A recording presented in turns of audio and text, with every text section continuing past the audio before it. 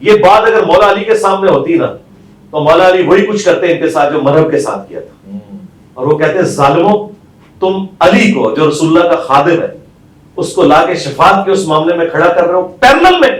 ہم یہ کہتے ہیں کہ یہ اللہ کی محبت والا تو معاملہ ہی نہیں ہے، ہم تو کہہ رہے ہیں جو گستاخیاں انہوں نے نبی اسلام کی جان پہ کی ہیں، اور آپ یہ کہتے تھے باپ خدا دیوانہ باش باپ محمد ہوشیار، تو یہ تو نبی اسلام کی شان میں گستاخیاں ہیں۔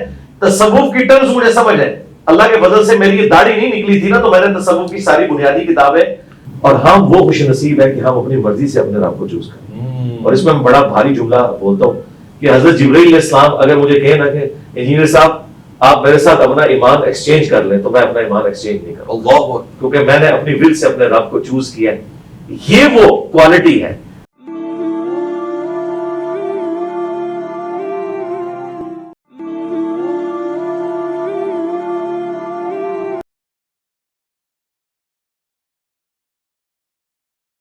سلامتی ہے۔ حضرت علامہ اقبال نے کہا کہ گراں جو مجھ پہ ہنگامہ زمانہ ہوا، زمین سے باندھ کے رختے سفر روانہ ہوا۔ یہی ہوتا ہے جب انسان پرواز کرنا چاہتا ہے اور علم کی فضاؤں میں اڑنا چاہتا ہے، اسے آسمان علم کی طرف جانا پڑتا ہے، اور اس سفر میں آپ، میں اور مولانا کے نام سے اب تک مسافر ہیں۔ انجینئر محمد علی مرزا صاحب کسی تعارف کے محتاج نہیں ہیں، دنیا بھر میں ہلچل مچائی ہوئی ہے، اور صرف ایک جگہ پہ بیٹھ کر۔ اس سے ایک بات تو پتہ لگتی ہے کہ کیونکہ کتابوں کو پڑھے اور صحیح انداز سے کھنگالے تو اس کا پیغام چاہے ایک مرکز اور محور سے نکلے، افق عالم پہ روشن ہو سکتا ہے۔ مگر بہت ساری تنقید، بہت سارے سوالات ایسے ہیں جو شاید آج کے پوڈ کاسٹ کے بعد آپ کا، میرا، انجینئر صاحب کو دیکھنے کا زاویہ بدل دیں، یا ہو سکتا ہے کہ ہم خود کو بدل دیں۔ اب ایک نتیجے میں آئیں گے۔ آج کے اس پروگرام میں خوش آمدید کرنا چاہتا ہوں انجینئر محمد علی مرزا کو۔ السلام علیکم ورحمۃ اللہ۔ جی وعلیکم السلام ورحمۃ اللہ وبرکاتہ۔ ولا حول ولا قوۃ الا باللہ، اللہم صلی علی محمد وعلی آل محمد۔ ویس بھائی، ونس اگین ویلکم آپ کو ہماری جیل اکیڈمی کے اندر۔ اللہ کا نام لے کے شروع کریں اپنے سوالات۔ آپ کی محبت اور علم کی طلب ہمیں یہاں دوبارہ لے کر آئی ہے، اور یہاں آ کے ہمیشہ سے ایک ایسی فضا ہمیں محسوس ہوئی ہے جس کو ہم کہہ سکتے ہیں کہ الحمدللہ یہ پاکستان ہے۔ اور یہاں پہ ابھی کچھ دیر پہلے ہم نے نماز میں دیکھا مختلف لوگ، کوئی ہاتھ سینے پہ باندھا ہوا ہے، کوئی ناف کے نیچے باندھا ہوا ہے، اور بذات خود آپ دونوں نمازوں میں کبھی ہاتھ کھولا ہوا ہے، کبھی ہاتھ باندھا ہوا ہے۔ یہ آپ نے کیسے خوبصورت سا گلدستہ بنا دیا ہے، یہ ممکن کیسے ہو سکتا ہے؟ دیکھیں، اس کے لیے کمٹمنٹ کی ضرورت ہے، اور کمٹمنٹ یہ ہے کہ آپ ٹروتھ لور بنیں۔ الحمدللہ ہم کتاب و سنت کے دلائل کی روشنی میں جس چیز کو درست سمجھتے ہیں اسے پریکٹیکلی ایگزیکیوٹ کرتے ہیں۔ یہ نہیں ہے کہ ہم صرف گفتار کے غازی ہیں، نہیں، ہم کردار کے بھی ہیں۔ اگر میں ببانگ دور یہ بات کرتا ہوں کہ اہل سنت کی کتابوں میں ہاتھ باندھ کے نماز پڑھنا بھی ثابت ہے اور ہاتھ چھوڑ کر بھی، تو میں الحمدللہ آلٹرنیٹیولی ایک نماز میں ہاتھ باندھتا ہوں، دوسرے میں ہاتھ چھوڑ کے نماز پڑھتا ہوں پریکٹیکلی، تاکہ میرے اندر کوئی اس طرح کی سختی نہ آئے کہ میں ایک خاص چیز کے ساتھ سٹک ہو جاؤں، اور اس کی وجہ سے جو دوسرے لوگ ہیں جو حق کے اوپر اپنے معاملات کو لے کر چل رہے ہیں کسی خاص معاملے میں ان کے بارے میں اپنے دل میں کوئی نفرت لے آؤں۔ خالی زبانی کلامی بات کرنا تو بڑا آسان ہے، لیکن پریکٹیکلی الحمدللہ میں اہل حدیث کی مسجد میں پہلی صف میں کھڑے ہو کر جمعے کی نماز میں بھی ہاتھ چھوڑ کے نماز پڑھتا ہوں، اور شیعہ کی مسجد میں اگر گیا ہوں تو میں نے ہاتھ باندھ کے بھی نماز پڑھی، ہاتھ کھول کے بھی پڑھی، تاکہ وہاں جا کے کوئی یہ نہ کہے کہ یہ ہاتھ باندھنے کو یہاں پہ چھوڑ دیا اس نے۔ نہیں، ہاتھ باندھ کے بھی پڑھی، ہاتھ چھوڑ کے بھی، اہل سنت کی مساجد میں بھی ہاتھ باندھ کے بھی ہاتھ چھوڑ کے بھی، تاکہ پریکٹیکلی میرے عمل سے یہ چیز واضح ہو کہ ہم قرآن و سنت کے دلائل کو لے کر چل رہے ہیں، کسی فرقے کو لے کے چل رہے ہیں۔ ماشاءاللہ جی۔ ویسے اس بات کو میں نے ضمناً کہا، ہمارا موضوع آج بڑا خاص ہے، ہم موت کے حوالے سے گفتگو کرنا چاہتے ہیں، مگر آپ کی گفتار سے جن لوگوں کو اور جو معاشرے میں موت پڑ گئی ہے پہلے اس پہ بھی ہم بات کر لوں گے۔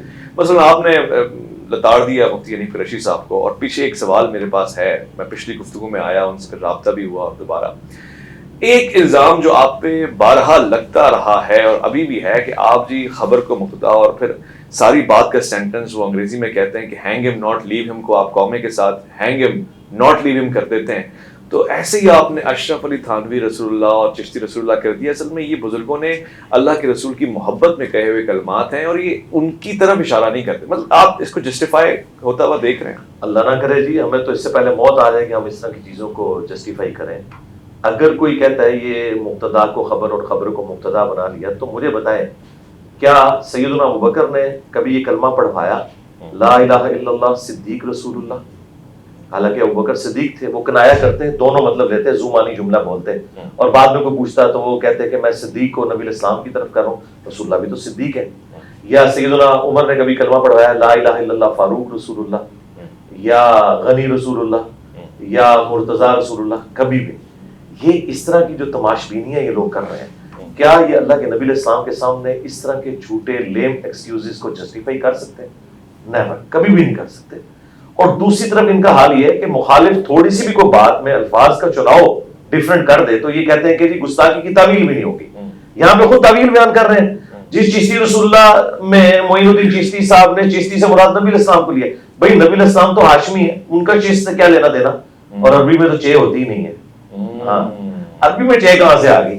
تو یہ اس طرح کی چیزیں مطلب اللہ تعالیٰ سے ڈر جائیں. اور پھر الٹیمیٹلی ان کے پاس پتہ کیا ایک بھاگنے کا راستہ ہے. وہ کہتے ہیں کہ جی جس طرح مفتی صاحب نے بھی اپنی گفتگو میں آپ کے سامنے بات کی کہ اللہ کی محبت میں اگر کسی کی دماغ کی لو چٹک گئی ہو، ہم یہ کہتے ہیں یہ جو چٹک جاتے ہیں آپ کے سارے بزرگ، خلفاء راشدین میں سے تو کوئی نہیں چٹکا، صحابہ کرام میں سے تو کوئی نہیں چٹکا، کیا آپ کے بزرگوں کی محبت کا معیار اور لیول ان سے بھی بڑھ کر ہے؟ اچھا پھر یہ کہتے ہیں کہ جی وہ جو بڑی ہستیاں تھیں ان میں ضبط تھا، ان میں ضبط نہیں تھا. ضبط نہیں تھا تو ٹھیک ہے پھر پاگل ڈکلیئر کرو، خود بھی وہ مان رہے ہیں. اس میں انہوں نے ویڈیو میں کہا ہے کہ 3 لوگوں سے اللہ نے قلم اٹھا لیا. یہاں پہ تو وہ مثال دیتے ہیں کہ جی خضر علیہ السلام، موسیٰ علیہ السلام کہہ رہے ہیں لن تستطیع معی صبرا. تو ضبط و صبر تو ہر کسی کا الگ الگ ہو سکتا ہے نا پیمانہ. نہیں ہو سکتا ہے، بالکل ٹھیک ہے. پھر اس کو اس کیٹیگری میں فال کر لیں. پہلی تو بات یہ ہے کہ حضرت خضر اور موسیٰ علیہ السلام کا جو واقعہ ہے اس میں حضرت خضر علیہ السلام نے اینڈ پہ وہ کلیریفائی کیا کہ میں نے اپنی مرضی سے کچھ نہیں کیا، یہ وہ ہوا جو اللہ نے مجھے حکم دیا تھا. یہ دعویٰ یا تو کوئی پیغمبر کر سکتا ہے یا غلام احمد قادیانی دجال کر سکتا ہے. تو مجھے بتائیں ان کے بابے جو اپنے ناموں کے کلمے پڑھاتے رہے کیا وہ پیغمبر تھے یا دجال تھے؟ فیصلہ کر رہے ہیں کہ وہ غلام قادیانی پارٹی میں سے تھے یا پیغمبر تھے. پیغمبر تو وہ نہیں تھے تو یقیناً پھر وہ دجال تھے.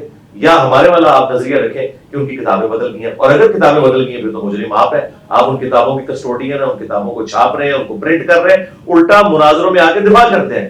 جی بخاری میں حدیث ہے 3 لوگوں سے اللہ تعالیٰ نے قلم اٹھا لیا ہے، ایک جو پاگل شخص ہے، ایک سویا ہوا شخص اور نابالغ. اور وہ کہتے ہیں جو اللہ کی محبت میں پاگل ہو جائے. ہم یہ کہتے ہیں کہ یہ اللہ کی محبت والا تو معاملہ ہی نہیں ہے. ہم تو کہتے ہیں جو گستاخیاں انہوں نے نبی علیہ السلام کی جان پہ کی ہیں. اور آپ یہ کہتے تھے باپ خدا دیوانہ باش باپ محمد ہوشیار. تو یہ تو نبی علیہ السلام کی شان میں گستاخیاں ہیں. تصوف کی ٹرمز مجھے سمجھ ہے. اللہ کے فضل سے میری یہ داڑھی نہیں نکلی تھی نا تو میں نے تصوف کی ساری بنیادی کتابیں جو یہ بڑے فخر سے پیش کرتے ہیں وہ میں نے اس وقت پڑھ لی تھی. کشف مرجو پڑھ لی تھی، کیمیاء سعادت پڑھ لی تھی، مکاشفۃ القلوب، منہاج العابدین، رسالہ قشیریہ، یہ وہ ساری کتابیں جو ان کا فخر ہے. تذکرۃ الاولیاء جس میں ان کے سارے بزرگوں کے واقعات ہیں. اس وقت ہم بھی یہ تعویلات کرتے تھے. لیکن بات یہ ہے کہ نبی علیہ السلام کی شان میں جو بندہ گستاخی کر رہا ہے، لوائی اعظم من لوائی محمد، اور یہ کہہ کے کہ اللہ ان کے منہ سے بول رہا ہے، نعوذ باللہ، یہ تو رسول اللہ کے بارے میں بھی عقیدہ نہیں ہے کہ ان کے منہ سے اللہ بولے گا. اور دوسرا ٹیکنیکل فالٹ یہ ہے کہ قیامت کے دن تو جھنڈا ہے ہی ایک ہے، اور وہ ہے اللہ کا جھنڈا جو رسول اللہ کے ہاتھ میں ہوگا. اس کے علاوہ اللہ نے کو پیرل میں اپنا کوئی جھنڈا لانچ کیا ہوا ہے تو ایسی بات کوئی نہیں. ان کے جواب میں وہ کہتے ہیں صحیح اسناد سے عادی ثابت ہے کہ رسول اللہ صلی اللہ علیہ وسلم کا جھنڈا تو حضرت علی کے ہاتھ میں ہے. جی جی. تو وہ جو اللہ کے رسول کے ہاتھ میں جھنڈا ہے وہ تو حضرت علی والا جھنڈا ہے. یعنی یہ 2 الگ الگ جھنڈے تو ہو گئے. تو چشتی رسول اللہ یا پھر اس کے علاوہ دیگر صوفیہ کے ہاتھ میں جو ہے وہ تو ان کی نمائندگی ہو رہی ہے. جی دیکھیں یہ پڑھے لکھے بندے سے جب آپ بات کریں گے تو پھر میں پلانٹ ارتھ سے باہر چھکا ماروں گا. یہ جنگ کا جو جھنڈا ہے اس کا شفاعت کے جھنڈے کے ساتھ کیا لینا دینا؟ کیا ان کا یہ عقیدہ ہے کہ قیامت کے دن جو شفاعت کا جھنڈا ہے وہ حضرت علی نے اٹھایا ہوگا یا عیسیٰ ابن مریم نے اٹھایا ہوگا؟ وہ تو ہمارا فخر ہے. عسیٰ ان یبعثک ربک مقاما محمودا، یہ مقام محمود صرف نبی علیہ السلام کی خاصیت ہے. یہ بات اگر مولا علی کے سامنے ہوتی نا تو مولا علی وہی کچھ کرتے ان کے ساتھ جو مرہب کے ساتھ کیا تھا. اور وہ کہتے ہیں ظالموں تم علی کو جو رسول اللہ کا خادم ہے اس کو لا کے شفاعت کے اس معاملے میں کھڑا کر رہے ہو پیرلل میں. اور مجھے بتائیں جب نبی علیہ السلام کا جھنڈا حضرت علی کے ہاتھ میں ہوتا تھا تو وہ جہاد فی سبیل اللہ ہو رہا ہوتا تھا. تو اس وقت اللہ کا جھنڈا کس کے ہاتھ میں ہوتا تھا؟ کیونکہ اللہ کی راہ میں جہاد ہو رہا ہے. جھنڈا تو ایک ہی ہوتا تھا. تو قیامت کے دن بھی ایک ہی جھنڈا ہے، اس کا نام ہے لواء الحمد. اور بخاری مسلم کے الفاظ ہیں انا سید الاولین والآخرین، میں جتنے گزر چکے جتنے آنے والے میں ان کا سردار ہوں. پھر نبی علیہ السلام نے کہا اس لیے کہ سب کے سب لوگ اپنے سفارشی کو جب تلاش کریں گے تو آدم علیہ السلام کے پاس جائیں گے، وہ اپنی جان کی فکر میں ہوں گے، وہ کہیں گے مجھ سے غلطی ہوئی تھی، حالانکہ وہ معاف ہو چکی ہے. یوں کرتے ہوئے نوح علیہ السلام، پھر عیسیٰ علیہ السلام، موسیٰ علیہ السلام، مختلف پیغمبروں سے ہوتے ہوئے الٹیمیٹلی جب عیسیٰ ابن مریم کے پاس آئیں گے وہ کہیں گے آج ایک ہی شخص ہے جس کے ہاتھوں پر شفاعت کا دروازہ کھلے گا، تو محمد رسول اللہ کے پاس جاؤ. نبی علیہ السلام کہتے ہیں کہ میں اس وقت پھر اللہ تعالیٰ کی حمد کروں گا ان الفاظ میں جو اللہ تعالیٰ مجھے اسی وقت تعلیم فرمائے گا، اور اس حمد کی برکت سے میں جب تک اللہ چاہے گا میں سجدے میں رہوں گا، اور پھر اللہ تعالیٰ حکم دے گا کہ اے محمد سر اٹھائیے، آپ بات کریں، آپ کی بات سنی جائے گی، آپ شفاعت کریں، آپ کی شفاعت قبول کی جائے گی. نبی علیہ السلام کہتے ہیں میں خطیب ہوں گا تمہارا. تو نبی علیہ السلام تو انڈیویجول پرسنالٹی ہے قیامت کے دن کے مہمان خصوصی. اور پھر نبی علیہ السلام نے کہا چاہو تو قرآن پڑھ کے دیکھو، عسیٰ ان یبعثک ربک مقاما محمودا، اے نبی ہم ان قریب آپ کو اس مقام پر فائز کرنے والے ہیں جہاں ہر شخص آپ کی حمد کرے گا. مقام محمود یعنی ایسا مقام جہاں پہ جو بندہ فائز ہے اس کی لوگ حمد کریں گے. قیامت کے دن کے مہمان خصوصی ہمارے محبوب صلی اللہ علیہ وآلہ وسلم ہے، اور اس منصب میں انہیں تو ابراہیم خلیل اللہ شیئر نہیں کر سکتے، تو سیدنا علی کیسے شیئر کر سکتے ہیں، یا کوئی شخص کیسے کوئی دعویٰ کر سکتا ہے. اور میں آپ کو بتاؤں صحیح مسلم کی حدیث ہے، نبی علیہ السلام نے فرمایا قیامت کے دن تمام انبیاء، تمام انسان میری طرف متوجہ ہوں گے، حتیٰ کہ ابراہیم خلیل اللہ بھی میری طرف متوجہ ہوں گے. حالانکہ ابراہیم وہ ہے جن کی تعریف کرتے ہوئے ہمارے نبی تھکتے نہیں ہیں. ابو الانبیاء. ہاں اچھا، لیکن آپ فرما رہے ہیں کہ ابراہیم میری طرف متوجہ ہوں گے، میں خطیب بنوں گا سب کا. اچھا، اور اسی کو اعلیٰ حضرت نے شعر میں کہا ہے وہ جہنم میں گرا ان سے جو مستغنی ہوا ہے خلیل اللہ کو حاجت رسول اللہ ہے. یہ اعلیٰ حضرت نے اس صحیح مسلم کی حدیث کا ترجمہ کیا ہے. مجھے بتائیں اب یہ گراوٹ کا لیول ہے ان بابوں کے ماننے والوں کا کہ کل تک یہ عشق رسول کے کسٹوڈین تھے، آج انجینئر صاحب کو ان کو عشق رسول سکھانا پڑ رہا ہے.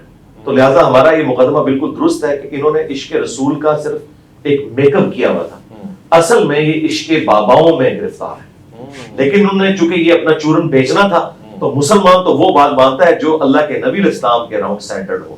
اسی لیے یہ ہر بات کو قرآن و سنت میں فٹ کرنے کی کوشش کرتے ہیں تاکہ رسول اللہ کی بھولی والی امت کو دھوکہ دینے کی کوشش کریں. اور میں آپ کو بتاؤں یہی وجہ ہے کہ میں خود ان دھوکہ بازوں میں شامل تھا، لیکن جیسے ہی مجھ پہ حقیقت کھلی تو میں نے کہا یار یہ تو بڑا دھوکہ، انہوں نے رسول اللہ کے نام پہ مجھے دھوکہ دیا ہے. تو میں نے پھر اس سسٹم کو للکارا ہے. اسی تو ہم عرض کرتے ہیں کہ وہ بھی کیا دن تھے، ہم بھی ایک جن تھے. آج ہم دیو ہیں، جنوں کے بھی پیو ہیں، یعنی ان مولوی جنوں کے. اللہ اکبر. خوبصورت. میرے خیال خاطر خواہ جواب چلا گیا آپ کی طرف سے، اور ویٹ کرتے ہیں کوئی اکابر میں سے بڑا آدمی اگر اس کا جواب نہیں آئے گا. یہ ٹائم قیامت تک ہے، یہ میری کرامت ہے، اور مجھے خوشی ہوگی کہ میری یہ کرامت غلط ثابت ہو اور کوئی ان کے اکابرین میں سے بندہ باہر آ جائے. اور یہ بھی میں ان کی خواہش پہ کروں، مجھے کوئی خواہش نہیں. ان کے کہیں بھولے بھالے جو چند لوگ بھیڑے بچ گئی ہیں نا جن کو یہ زوم ہے کہ فلاں اگر آ گیا نا تو انجینئر صاحب کو بھگا دے گا. نہ سرکار ماں نے ایسا کوئی بندہ نہیں جمیا، نہ مرے ہوئے میں سے نہ زندوں میں سے جو انجینئر صاحب کے قرآن و سنت کے دلائل کا مقابلہ کر سکے. انجینئر صاحب کا نہیں، انجینئر صاحب جو قرآن و سنت سے دلائل لا کے رکھ رہے ہیں. مجھے بتائیں کس کی جرت ہے کہ چشتی رسول اللہ یا اشرف رسول اللہ کا دفاع کرے؟ آپ کا دعویٰ اپنی جگہ، لا تقنطوا من رحمت اللہ. مجھے امید ہے کہ شاید کسی کا ضمیر جاگے گا اور کوئی ذمہ داری سمجھے گا اپنا جواب دینا. ہم موت کے حوالے سے گفتگو کرنے کے خواہش مند ہیں. قرآن کہتا ہے امر ربی ہے. امر ربی کیا ہوتا ہے؟ موت ہے کیا؟ اور اصل میں موت کو کن الفاظ کے ساتھ وضاحت میں اتارا جائے؟ امر کا لفظ عربی میں حکم کے لیے استعمال ہوتا ہے. اللہ تعالیٰ کا حکم ہے الذی خلق الموت والحیات لیبلوکم ایکم احسن عملا. اللہ نے موت اور زندگی کو اس لیے پیدا کیا تاکہ تمہاری جانچ کی جائے تم میں سے کون اچھے اعمال کرتا ہے. یہ مضمون سورۃ الملک میں بھی آیا، سورہ ہود کے اندر بھی آیا. اس سے ایک بات تو کلیئر ہوگی کہ موت اللہ کی مخلوق ہے، یہ اللہ نے کریٹ کی ہے، یہ کریشن ہے، یہ کوئی اللہ تعالیٰ کی صفت نہیں ہے بلکہ اللہ کی مخلوق ہے. یہ ہماری تو صفت ہو سکتی ہے کیونکہ اللہ کو تو موت نہیں ہے، وہ الحی القیوم ہے. اچھا، اب یہ اللہ تعالیٰ کا موت کو ایگزیکیوٹ کرنا کسی کے اوپر، یہ اس چیز کا اعلان ہے خالق اور مخلوق میں فرق کیا ہے. اچھا، موت وہ چیز ہے جو آپ کو بتاتی ہے کہ خالق اور مخلوق میں فرق ہی ہے. میں ابھی توحید کے کانسیپٹ میں سے ڈسکس کر رہا ہوں، فکر آخرت والا اینگل بالکل اس کا الگ ہے، وہ تو ایک الگ سے 1 گھنٹہ اس میں بولا جا سکتا ہے. اصل میں اس کی تھیم پہ آ رہا ہوں کہ اللہ نے اپنے اور مخلوق میں فرق بتایا موت کا. اسی لیے اللہ تعالیٰ فرماتا ہے سورۃ المائدہ میں لقد کفر الذین قالوا ان اللہ هو المسیح ابن مریم, بے شک وہ لوگ کھلا کفر کر رہے ہیں جو کہہ رہے ہیں کہ عیسیٰ ابن مریم اللہ ہی عیسیٰ ابن مریم. اس کے جواب میں اللہ تعالیٰ نے نبی علیہ السلام کو کہا ہے کہ ان سے کہو قل فمن یملک من اللہ شیئا, اے نبی ان سے فرماؤ کہ اللہ کا کوئی کیا بگاڑ لے گا اگر اللہ ارادہ کرے عیسیٰ کو اور اس کی ماں کو اور جتنی مخلوق ہے اس کو ہلاک کر دے. وہاں غصہ ہے کہ موت کا لفظ بھی استعمال کیا, ہلاک. تو ہمارے نبی علیہ السلام کے لیے ہے قل ارائیتم ان اہلکنی اللہ ومن معی قل ارائیتم ان اہلکنی اللہ ومن معی او رحمنا فمن یجیر الکافرین من عذاب علیم. اے نبی تم فرماؤ کہ اگر اللہ تعالیٰ مجھے اور میرے ساتھیوں کو ہلاک کر دے یا ہم پہ رحم فرمائے. کافر کس زون کے اندر ہے؟ ہم تو اپنی جانوں کے حوالے سے بھی کسی کے یعنی محتاج ہیں. بخاری مسلم میں حدیث ہے, اکثر حدیث میں قسم ہے اس ذات کی جس کے قبضے قدرت میں میری جان ہے. اس کے بعد نبی علیہ السلام ارشاد فرماتے ہیں کہ میری خواہش ہے کہ میں اللہ کی راہ میں قتل کیا جاؤں, پھر زندہ کیا جاؤں, پھر قتل کیا جاؤں, پھر زندہ کیا جاؤں, پھر قتل کیا جاؤں, پھر زندہ کیا جاؤں, پھر قتل کیا جاؤں. یعنی نبی علیہ السلام نے اپنے اوپر بار بار موت کو طاری کرنا اس اللہ کے لیے مر مٹنے کو پریزنٹ کیا ہے توحید کے لیے. پھر نبی علیہ السلام کے بارے میں قرآن میں ہے قل ان صلاتي ونسكي ومحياي ومماتي لله رب العالمین. اے نبی تم فرماؤ بے شک میری نماز, میری قربانی, میرا جینا, میرا مرنا اللہ کے لیے. یہ میں رسول اللہ کو سینٹرڈ کر کے آپ کو موت کا کنسیپٹ سمجھا رہا ہوں تو بابے نے شاعری ہوئی. ہاں جو کہتے ہیں عبد القادر جیلانی کو روح کھو لی, عبد القادر جیلانی نے اسرائیل کو روح کھو لی, اور نہیں ہو بھائی خدا کے لیے یہ اللہ تعالیٰ کے پاس اختیار ہے, وہ ملک الموت کے ذریعے موت کو طاری کرتا ہے. تو موت ڈفرنس ہے خالق اور مخلوق کا. ٹھیک ہے. اور یہ تلوار اللہ نے لٹکائی اس لیے کہ تاکہ انسان کو یہ بتایا جائے کہ تمہیں کسی نے پیدا کیا ہے, تم نے مر کے اس کے پاس جانا ہے اور اس کے حضور اکاؤنٹیبل ہونا ہے. اس دن سے پہلے تیاری کر لو. اور نور علی نور کرتے ہوئے اللہ تعالیٰ نے پیغمبروں اور کتابوں کے ذریعے انسانیت کی رہنمائی بھی فرما دی کہ کوئی شخص اگر کہے کہ مجھے تو سمجھ نہیں آئی اس اخلاقی حص کے سبب جو میرے اندر موجود تھی, پیغمبروں کی تعلیمات کے بغیر میرے اندر یہ اخلاقی حصہ ہے کہ ہر انسان جھوٹ کو برا سمجھتا ہے, سچ کو اچھا سمجھتا ہے, جب تک اسے کو پرورٹیڈ نہ کرے. کسی کے ساتھ خیر خواہی کو اچھا سمجھتا ہے, برائی کو برا سمجھتا ہے. ہالی ووڈ کے فلم کے اینڈ کے اوپر بھی سچ کی ہیرو کی جیت کیوں دکھائی جاتی ہے؟ ہماری انسٹنکٹ میں. انبیاء کی تعلیمات کے بغیر بھی وہ اخلاقی حص جو اللہ تعالیٰ نے ہر انسان میں رکھی ہے, انسان اکاؤنٹیبل ہے کہ اللہ تعالیٰ اسے پوچھ سکتا ہے کہ تو نے میرے تک پہنچنے کی کوشش کیوں نہیں کی. لیکن اللہ تعالیٰ نے اس میں بھی ترا یہ کہ نور علی نور کی ہے جو سورہ نور کے اندر ہے, نور علی نور. ایک ہماری اخلاقی حص کا نور اور دوسرا وحی کا نور جو انبیاء کے ذریعے اللہ تبارک و تعالیٰ نے ہم تک بات پہنچائی کہ ہم اللہ تعالیٰ کے حضور اکاؤنٹیبل ہیں. اور یہ تلوار جو لٹک رہی ہے نا, یہ انسان کا قبلہ درست رکھتی ہے. اگر میرے بھائی ہم نے مرنا نہ ہو پھر خدا ہماری ضرورت نہیں ہے. یعنی یہ چیز اگر ختم ہو جائے, میں نے مرنا نہ ہو, مجھے بڑھاپا نہ آئے, مجھے بدحالی نہ آئے, ہمیشہ خوشحال رہو, تو خدا میری ضرورت نہیں ہے. اللہ اکبر. اور یہ چیزیں آپ کو جنت میں مل جائیں گی. انجینئر صاحب آپ نے ابھی قرآن کی آیت کوٹ کی. اب سوال تو میں نے موت کے ضمن میں کرنا ہے, مگر اس آیت نے مجھے اپنی طرف کھینچا ہے. وَالَّذِي خَلَقَ الْمَوْتَ وَالْحَيَاةَ لِيَبْلُوَكُمْ أَيُّكُمْ أَحْسَنُ عَمَلًا. اس نے موت و زندگی پیدا کی ہے لیبلوکم, آزمائے. بھلا جس کے پاس سارا علم ہے وہ کیوں آزما رہا ہے؟ یعنی آزماتے تو وہ ایگزامن والے ہیں, انویجیلیٹر ہیں کہ جن کو پتہ لگ جائے کہ رزلٹ کیا ہے, اس کے پاس تو علم ہے. یہ آزمائش ہے کیا؟ آزمائش اس لیے ہے کہ اللہ تعالیٰ کی صفت عدل سٹیک پہ نہ لگے. اگر اللہ تعالیٰ بغیر آزمائے کسی کی جنت یا جہنم کا فیصلہ کر دے تو قیامت کے دن ہم اللہ کے حضور حجت کے طور پر یہ بات رکھ سکتے ہیں کہ یا اللہ ایک دفعہ آزما کے تو دیکھتا, ہم تو ایسے نہ ہوتے. تو اللہ تعالیٰ نے آزمائش اس لیے رکھی تاکہ یہ چیز جسٹیفائی ہو کہ جس نے بھی جہنم کمائی ہے وہ خود کمائی ہے, جس نے جنت کمائی ہے خود کمائی ہے. اہل سنت کا عقیدہ نہ جبریہ والا ہے نہ قدریہ والا, ہم درمیان میں کہ جن چیزوں کا اللہ تعالیٰ نے ہمیں اختیار دیا ہے وہ ہمیں دیا ہوا ہے, اور جن چیزوں کا نہیں دیا اس کے بارے میں ہم سے پرسش بھی نہیں ہوگی. مجھ سے نہیں پوچھا جائے گا کہ تمہارے ماں باپ فلاں کیوں تھے, تو فلاں جگہ کیوں پیدا ہوئے, تمہارا قد اتنا کیوں تھا, تمہاری آنکھوں کا کلر ایسا کیوں تھا. اس کے بارے میں اکاؤنٹیبل نہیں ہوں. یہ چیزیں ڈیسٹنی سے, تقدیر سے تعلق رکھتی ہیں. اور جو چیزیں اللہ نے مجھے ہدایت کے طور پر چیزیں دکھا دی اور مجھے اختیار دیا, انا ہدیناہ السبیل اما شاکرا و اما کفورا, ہم نے راستہ واضح کر دیا، چاہے تو شکر گزاری کی روش اختیار کرو، خواہ شکری کی، لیکن دنیا میں اللہ نے اختیار دے کر آپ کے اوپر گرفت نہیں فرمانی، الٹیمیٹلی گرفت اس دن ہونی ہے۔ اللہ تعالیٰ کو کوئی پرواہ نہیں، سارے کے سارے اس کے نافرمان ہو جائے، سارے کے سارے تابع فرمان ہو جائے، لیکن فرق ہمیں پڑتا ہے۔ تو یہ اللہ تبارک و تعالیٰ نے جن اور انسان ایسی مخلوقات پیدا کی ہیں جنہیں اللہ نے اختیار دیا ہے، اچھا، اور انہیں نیکی اور برائی کا مادہ ودیت کر دی ہے۔ فرشتے وہ تھے کہ جنہوں نے رب کی چوائس سے اللہ کو چوز کیا تھا، اور ہم وہ خوش نصیب ہے کہ ہم اپنی مرضی سے اپنے رب کو چوز کریں۔ اور اس میں میں بڑا بھاری جملہ بولتا ہوں کہ حضرت جبرائیل علیہ السلام اگر مجھے کہیں نا کہ انجینئر صاحب آپ میرے ساتھ اپنا ایمان ایکسچینج کر لیں، تو میں اپنا ایمان ایکسچینج نہیں کروں، اللہ، کیونکہ میں نے اپنی ول سے اپنے رب کو چوز کیا ہے۔ یہ وہ کوالٹی ہے، جبرائیل کے پاس لاکھوں کوالٹیز ہوں گی، وہ بائی ڈیفالٹ ہے، ہاں وہ بائی ڈیفالٹ ہے، میں نے اپنے رب کو خود چوز کیا ہے۔ تو یہ ایک بڑی چیز ہے جس کی وجہ سے انسان اشرف المخلوقات ہے، یہ سب سے بڑی کوالٹی ہے، اللہ اکبر، اور اسی کی وجہ سے جنت انسان کے لیے فرشتوں کے لیے نہیں ہے۔ کیا بات ہے۔ دیکھیں اس پہ ایک اور میرا جملہ بڑا بھاری لے جائے کہ انسان نے سب سے زیادہ نان سیریس گاڈ کو لیا ہوا ہے، اور خدا کے لیے سب سے سیریس جو ہے نا وہ انسان ہے۔ دیکھیں یہ پوری کائنات انسان کے لیے، قرآن میں ہے سورہ ہود میں کہ اللہ تعالیٰ نے یہ سب کچھ زمین و آسمان اس لیے پیدا کیا کہ تمہیں آزمائے۔ ساری کائنات کا مقصد انسان کو آزمانا تھا۔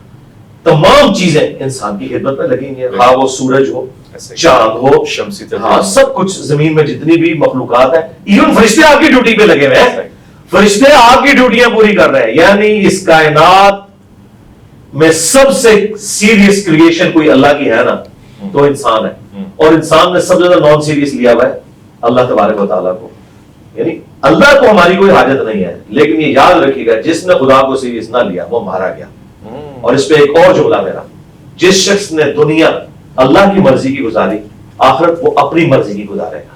اللہ اکبر، ہاں جو وہ چاہے گا وہ اسے ملے گا، اور جس نے دنیا اپنی مرضی کی گزاری آخرت وہ پھر آخرت اللہ کی مرضی کی گزارے گا، پھر اللہ اس کے ساتھ جو کرے گا وہ کرے گا۔ ولیعوذ باللہ، اللہ اکبر، اللہم اجرنا من النار، آمین یا رب العالمین۔ اچھا ڈاکٹر صاحب، موت کی ہی گفتگو کو ہم مزید سمجھنا چاہیں گے، صحیح اسناد اور آپ کو میری زندگی کا یہ رخ بھی آپ کو نظر آیا؟ آپ نے تو مجھے اختلافی موضوعات میں دیکھا ہے، میں ہر ٹاپک پہ بولتا ہوں۔ آپ میری قرآن کلاسز دیکھیں تو آپ ان تمام لوگوں کو وائزین کو دیکھنا چھوڑ دیں گے جو آپ کو فکر آخرت کے اوپر باتیں کرتے ہیں۔ مجھے خوشی ہے اس بات کی، اور توقع بھی یہی تھی، اور میں اپنے ناظرین کو یہ کہنا چاہتا ہوں کہ مجھے اس سے بھی زیادہ خوشی اس بات کی ہے کہ یہ تمام موضوعات عام طور سے یہ ایک مزاج ہے، روایت ہے، رسم ہے کہ ہمارے مہمان حضرات ہم سے سوال تک بھی منگوا لیتے ہیں کہ جی سوال ذرا اسٹڈی کر لیں، دیکھ لیں۔ تو پتہ نہیں مرزا صاحب کس چیز کا دعویٰ کریں گے، مگر الحمدللہ مزاج سلونی کا اثر مجھے نظر آ رہا ہے کہ جو کچھ ہے وہ فی البدی ہے، اور فوراً سے جوابات بھی آ رہے ہیں۔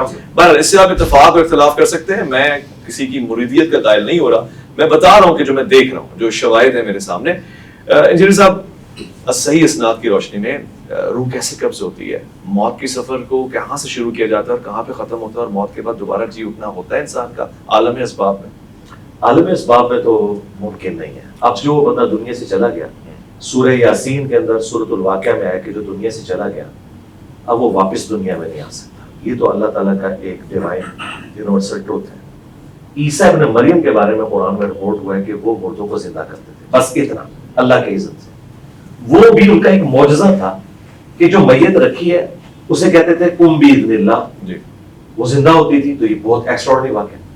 پھر وہ لوگوں سے کہتے تھے بتاؤ اس کو میرے بارے میں کہ میں کون ہوں، تو وہ میت گواہی دیتی تھی کہ یہ اللہ کے رسول ہے۔ پھر وہ دوبارہ موت کی حالت میں واپس چلی جاتی تھی۔ یہ نہیں کہ اس کی دوبارہ سے زندگی سٹارٹ ہو جاتی تھی، نہیں، اس طرح نہیں ہے۔ لہٰذا وہ جو مردوں کو زندہ کرنا ہے وہ وقتی طور پر ہے، دنیا سے اس کا ایگزٹ ہو چکا ہے۔ دنیا میں نہ تو روحیں یہ گھروں میں آتی ہیں، یہ بالکل غلط بات ہے، نہیں آتی، نہیں، کہاں سے آنی ہے؟ روحیں تو قرآن میں واضح لکھا ہے کہ یا علیین میں یا سجین کے اندر ہے۔ نیکوکاروں کی روحیں علیین میں اور سجین میں ہے بدکاروں کی۔ ہاں آپ کی قبر یا عالم برزخ، خواہ وہ شیر کا پیٹ ہو یا ہوا میں راکھ کا بکھرنا ہو، ایئر کریش میں یا سمندر میں غرق ہونا ہو یا مٹی کی ڈھیری کے اندر ہو، یہ تمام عالم برزخ ہے۔ اس روح اور جسم کا ایک رشتہ برقرار ہے جو کہ ان سین بیریئر ہے۔ وہ قرآن میں ہے وَمِن وَرَائِهِمْ بَرْزَخٌ إِلَىٰ يَوْمِ يُبْعَثُونَ، ان کے مرنے سے لے کر قیامت تک کے لیے ایک ان سین بیریئر ہے، اس کو آپ آبزرو نہیں کر سکتے، نہ کیمرے میں کیچ کر سکتے، کیونکہ اس دنیا کی چیز نہیں ہے۔ فرشتے آپ ڈیٹیکٹ نہیں کر سکتے. سائنس صرف فزیکل ورلڈ سے تعلق رکھتی ہے. عالم برزخ انبیاء کرام 1,24,000 کم و بیش بیت المقدس میں صحیح مسلم میں آتا ہے جمع ہوئے, نبی اسلام نے امامت کی. لیکن مجھے بتائیں ایک شہر میں اس زمانے میں 1 لاکھ بندہ اکٹھا ہو جائے تو کیا وہ مسجد میں پورا آئے گا تو ہلچل مچ جائے گی جی. لیکن کسی کو پتہ ہی نہیں چلا کیونکہ وہ اس فریم آف ریفرنس میں بات ہی نہیں ہو رہی تھی. وہ ایک الگ دنیا ہے جو اس دنیا کے ساتھ تعلق نہیں رکھتی, اس کے اپنے رولز ہیں, اور اللہ تبارک و تعالیٰ نے وہ غیب کے پردے میں وہ ساری کی ساری چیزیں رکھی ہوئی ہیں. یہاں پہ بھی روح کے بارے میں سورہ بنی اسرائیل میں آیا کہ اے نبی تم سے روح کے بارے میں پوچھتے ہیں, تم فرماؤ یہ اللہ کا امر ہے اور تمہیں تو علم نہیں دیا گیا مگر قلیل. جب علم قلیل دیا گیا نبی الاسلام کو تو ہمارے ٹیچر تو وہ ہیں, جب انہیں قلیل علم دیا گیا تو بس جتنا دیا گیا انہوں نے اتنا ہی ٹرانسفر کرنا تھا. اب اس کے بعد یہ کہنا کہ کوئی کسی کی روح نکال سکتا ہے, داخل کر سکتا ہے, کسی کی روح کے اوپر کنٹرول کر سکتا ہے, بالکل ایسا نہیں ہے. اور روح جو دنیا سے چلی گئی وہ چلی گئی. اب اس کے نکلنے کی جو تفصیلات ہیں وہ سنن نسائی کے اندر تفصیل کے ساتھ حدیث موجود ہے کہ اہل ایمان کی روح کیسے قبض کی جاتی ہے. بخاری میں حدیث ہے کہ اللہ تعالیٰ فرماتا ہے کہ مجھے کسی کام میں کوئی تردد نہیں ہوتا سوائے ایک کام کے کہ جب مجھے مومن کی روح قبض کرنی ہوتی ہے. اچھا, اب اللہ تعالیٰ کو بھی تردد ہے, اللہ کو بھی تردد ہے. کیوں؟ اس کے ریکارڈ میں کہ میرا مومن بندہ ہے اور وہ موت کو ناپسند کرتا ہے. ویسے بھی نفسی تو موت کو پسند کرتا ہے لیکن اس اعتبار سے کوشش مرنا نہیں چاہتا. دنیا میں رہنا تو چاہتا ہے انسان, یہ ول جو ہمارے اندر ہے اسی نے ہمیں زندہ رکھا ہوا ہے. کوئی شخص بھی یہ نہیں چاہتا کہ وہ جان بوجھ کے جا کے مر جائے. وہ چاہتا ہے کہ مومن بھی چاہتا ہے کہ میں زیادہ عرصہ دنیا میں گزاروں, اللہ کو رسپانس کروں, زیادہ اپنے لیے ذخیرہ آخرت اکٹھا کروں.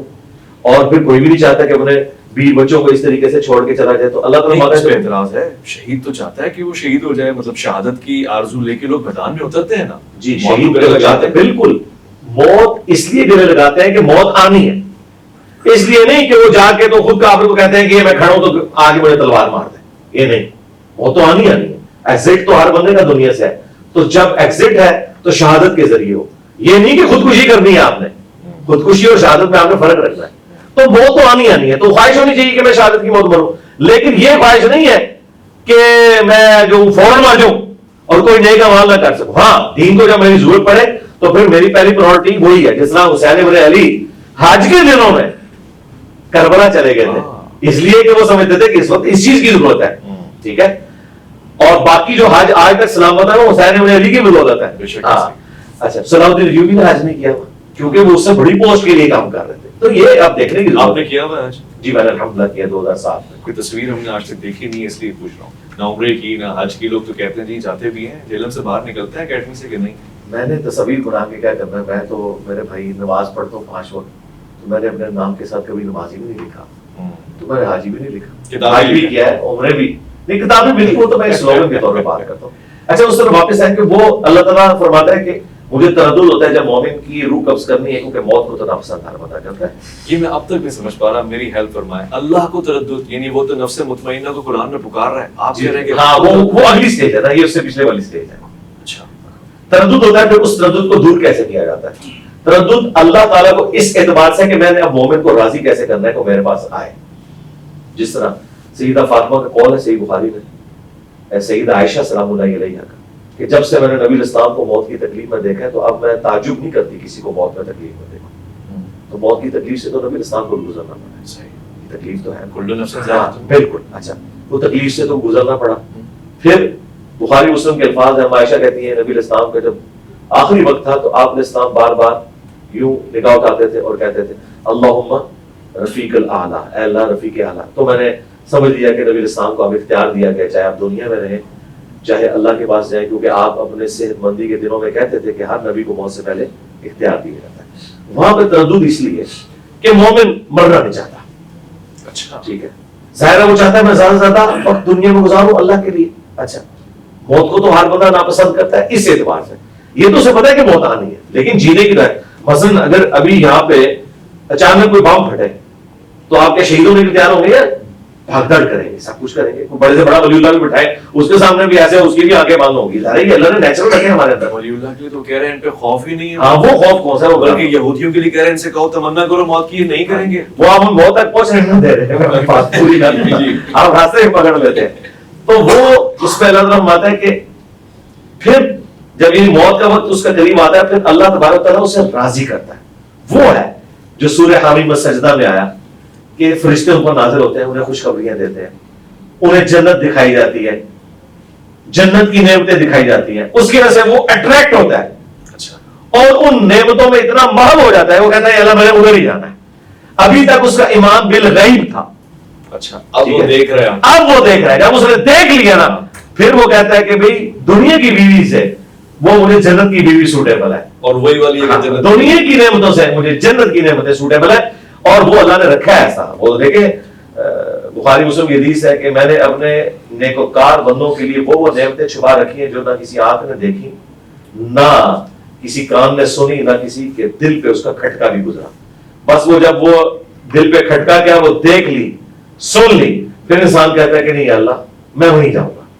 دیکھیں جب تک آپ اس کیفیت سے گزر نہیں سکتے اس وقت تک آپ کو پتہ نہیں چل سکتا نا. وہ کیفیت جب آئے گی نا, اچھا پھر جب وہ انسان راضی ہوتا ہے نا پھر وہ کہتا ہے اللہ میں نے مرنا ہے, مرنا کس کا دل کرتا ہے. اور قرآن میں اللہ تعالیٰ فرماتا ہے جب جو لوگ ریاکاری کرتے ہیں ان کی مثال دیتے ہوئے سورۃ البقرہ میں کہ تم امیجن کرو کہ تمہارے چھوٹے چھوٹے بچے ہوں اور اچانک تمہارے پہ موت کا وقت آ جائے تو تمہیں اپنے بچوں کی کتنی فکر لگ جائے گی.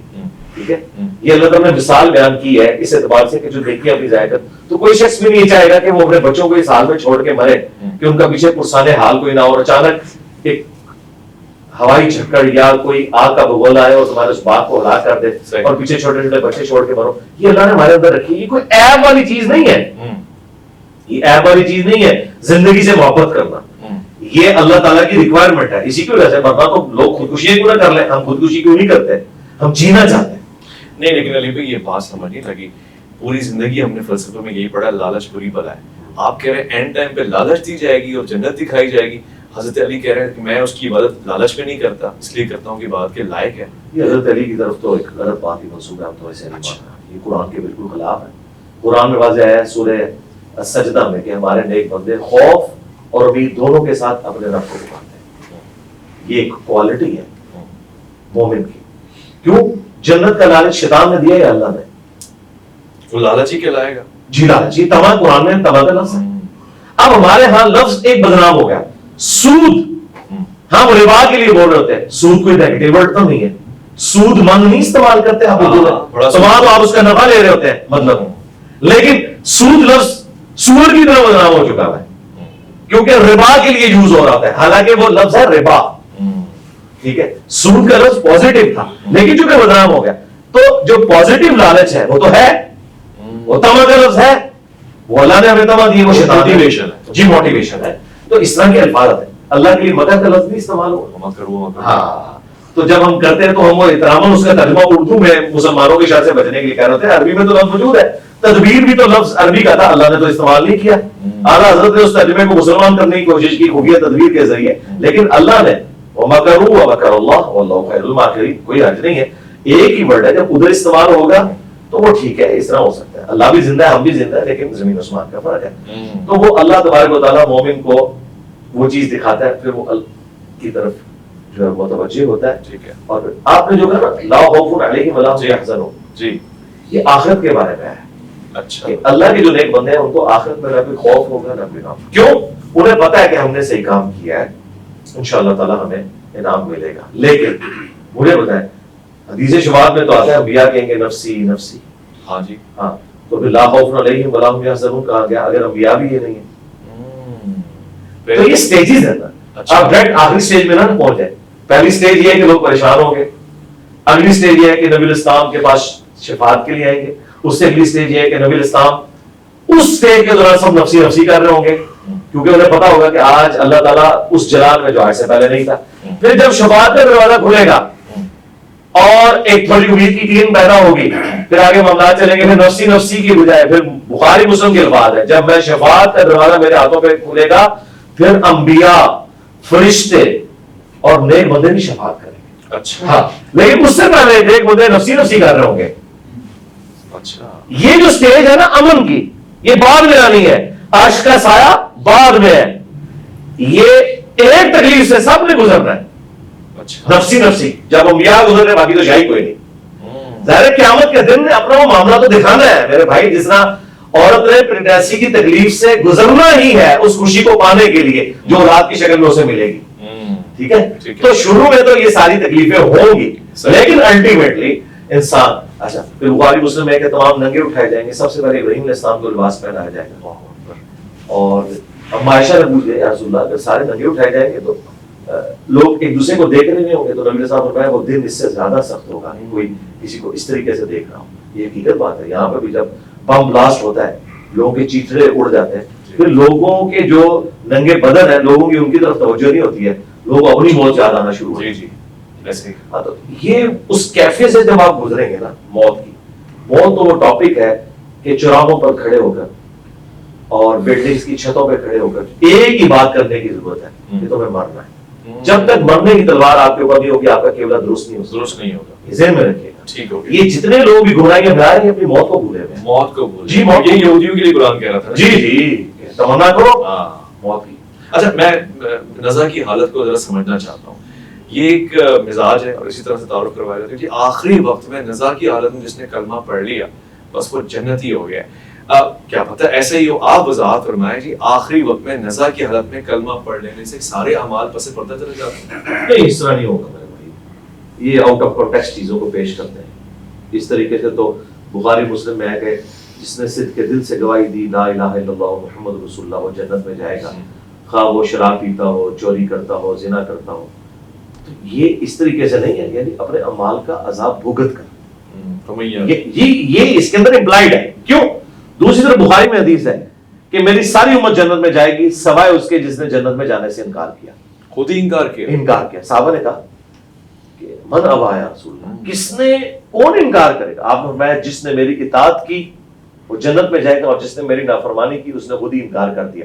یعنی زبان حال سے انکار کر دیا. شستہ اردو میں اس کے لیے لفظ ہوگا گویا کہ اس نے انکار کر دیا. یعنی ویسے تو وہ کہہ رہا ہے میں نے جنت میں جانا ہے, لیکن اس کے کرتوت نہیں جنت میں جانے والے. تو یہ ساری چیزوں کو جمع کر کے ایک رزلٹ نکالا جاتا ہے. نزا کی جو تکلیف ہے وہ مومن نے بھی کاٹنی ہے, منافق نے بھی کاٹنی ہے, کافر نے بھی کاٹنی ہے. بخاری مسلم کی جب الفاظ ہیں, ہم عائشہ کہتی ہیں کہ جب سے میں نے نبی علیہ السلام کو نزا کی تکلیف میں دیکھا ہے میں تعجب نہیں کرتی, لیکن وہ تکلیف جھیلنا آسان ہو جائے گا اہل ایمان کے لیے. اچھا, جھیلنا آسان ہو جائے گا, وہ دکھا دیا جائے گا. ہاں, وہ دکھا دیا جائے گا. آہستہ آہستہ سارے معاملات اس کے لیے سیٹل ڈاؤن ہو جائیں گے. ٹھیک ہے, ظاہر دنیا میں تکلیف تو ہوتی ہے میرے بھائی, آپریشن کی بھی تکلیف ہوتی ہے, لیکن وہ ایک چیرا جو لگتا ہے نا آپ کو, وہ ایک لمبے آرام کے لیے ہوتا ہے, اس کے بعد سکون ہو جاتا ہے. تو یہ بہرحال ایک ایگزٹ تو ہے دنیا میں اللہ تعالیٰ نے, اور اللہ تعالیٰ ثابت قدم کرے گا. تو قرآن میں واضح ہے کہ اللہ تعالیٰ دنیا میں اور آخرت میں اہل ایمان کو ثابت قدم رکھے گا, قبر کے سوالات کے اندر بھی ثابت قدم رکھے گا. یہی آیت نبی علیہ السلام نے عذاب قبر کے کانٹیکسٹ میں تلاوت کی تھی. بخاری مسلم میں حدیث ہے کہ اللہ تعالیٰ دنیا میں بھی اور آخرت میں بھی ثابت قدم رکھے گا. من ربک ما دینک ما کنت تقول فی هذا الرجل. یہ ساری چیزیں اب بات سے بات نکل آتی ہے. میں بڑا معذرت خواہ ہوں, تمام احادیث میں صرف ایک ہی حدیث میں یہ 3 سوالات مجھے سنائی دیے ہیں. ویسے صرف اللہ کے رسول کے بارے میں سوال ہے اور یہ 3 ایک ہی صحابی سے روایت ہے.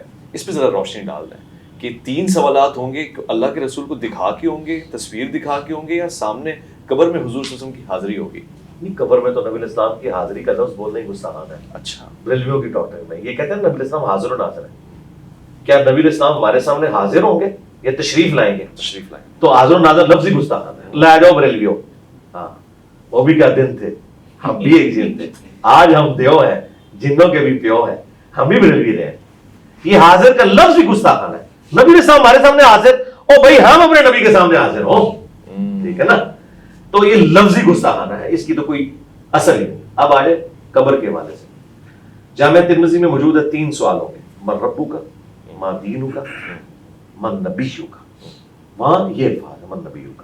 یہ ما کنت تقول فی حق ھذا الرجل, ہاں یہ الفاظ بخاری کے اندر موجود ہے, ٹھیک ہے. اور اس کا کچھ حصہ سنن ابی داؤد میں, اچھا اس میں وہ 3 سوال ہیں جی, ٹھیک ہے.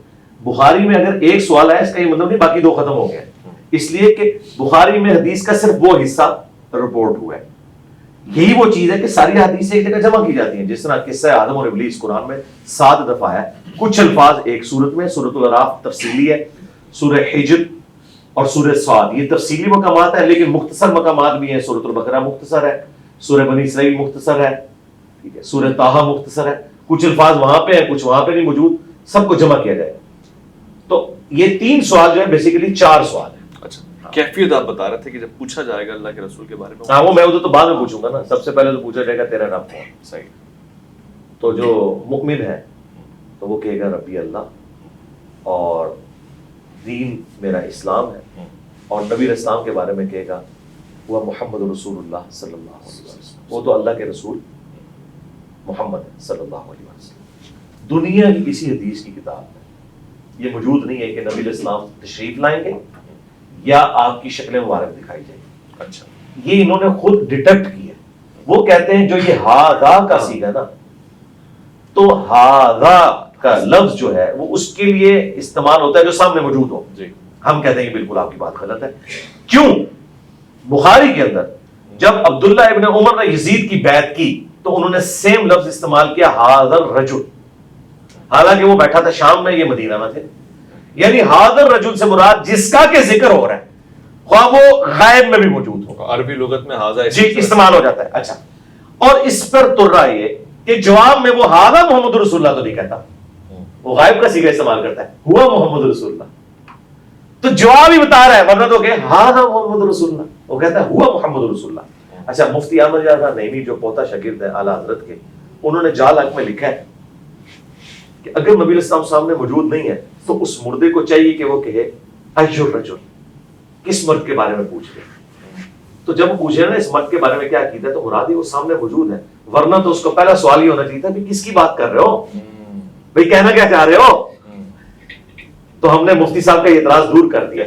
مسند احمد میں ایک حدیث ہے, یہی حدیث کا ایک طریق مسند احمد میں ہے, اس میں الفاظ ہے کہ وہ کہتا ہے کہ تم کس مرد کی بات کر رہے ہو, تو وہ کہتا ہے الذی بعث فیکم, اچھا جو تم میں مبعوث کیا گیا تھا پیغمبر بنا کر. اور یہ الفاظ ابو داؤد میں بھی موجود ہے کہ وہ پوچھتا ہے کہ کس مرد کی بات کر رہے ہو, یعنی کسی غائب کا ذکر ہو رہا ہے. کسی غائب کا.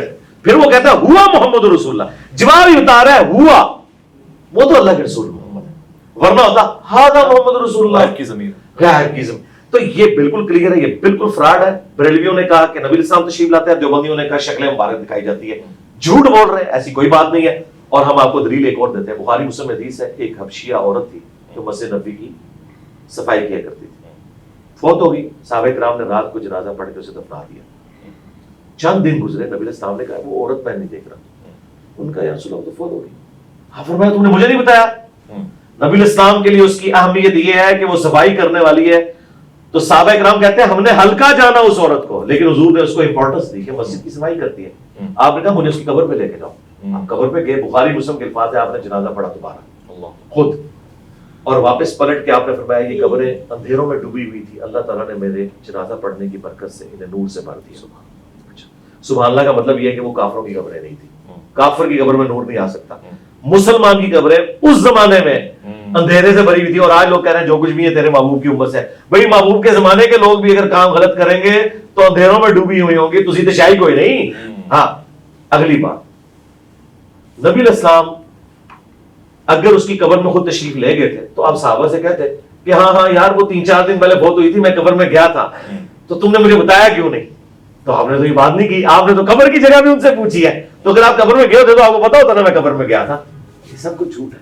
ایون نبی علیہ السلام جو خواب میں آتے ہیں نا, یہ بھی نبی علیہ السلام کو نہیں پتا ہوتا میں کسی کے خواب میں گیا ہوں, یہ اللہ تعالیٰ دکھاتا ہے.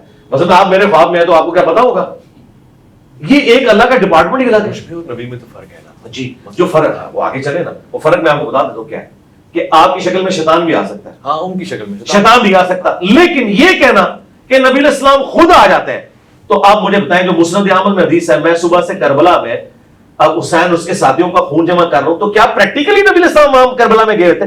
یہ ایک شبیہ ہے, ایک تمثیل کے طور پہ دکھایا جاتا ہے, اس کا اس سے کوئی تعلق نہیں ہے. ورنہ نبی علیہ السلام کو اللہ تعالیٰ نے بار بار اس تکلیف سے گزارنا ہے کہ آپ علیہ السلام کو لائیو منظر دکھایا جائے کہ آپ یہ دیکھیں یہ ہو رہا ہے. نہیں, یہ امت کی تعلیم کے لیے یہ خواب ابن عباس کو دکھایا گیا کہ نبی علیہ السلام تکلیف میں ہے حسین ابن علی کی وجہ سے.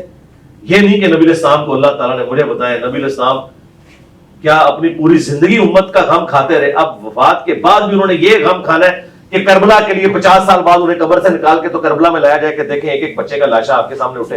یہ تو انتہائی گستاخانہ عقیدہ ہے. یہ ایک تمثیل ہے جو دکھائی گئی ہے امت کو سمجھانے کے لیے کہ نبی علیہ السلام کا دل دکھا ہے حسین کی شہادت سے, بس اس کا یہ قدم مقصد نہیں کہ وہاں آپ خود کربلا میں موجود تھے.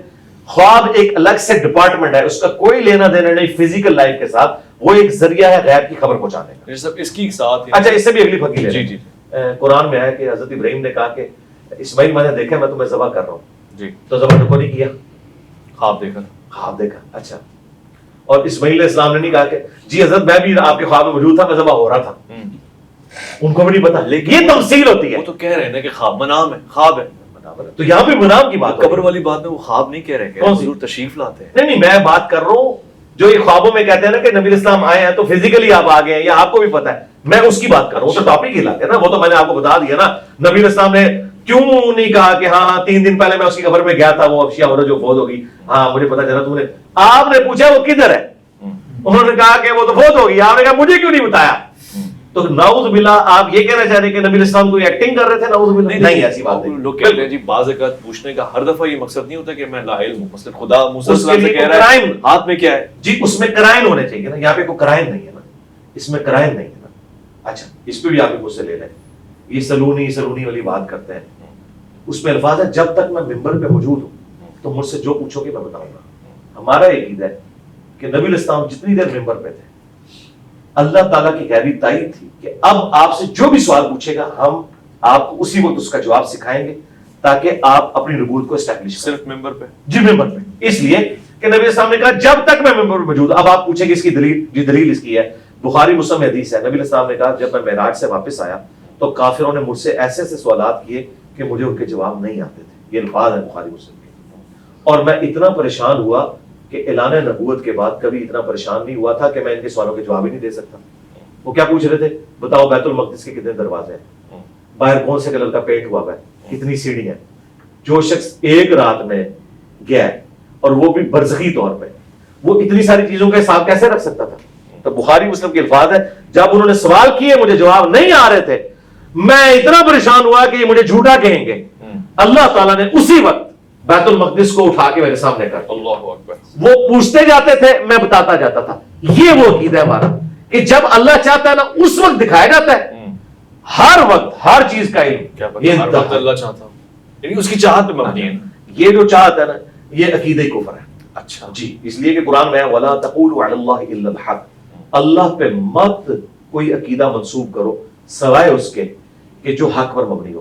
میں نے جو عقیدہ منسوب کیا اس کی میں نے آپ کو پریکٹیکل مثالیں دے دی کہ نبی اسلام کو تھوڑی دیر پہلے اپنی نبوت کے بارے میں ہوا کہ یہ جھٹلائیں گے.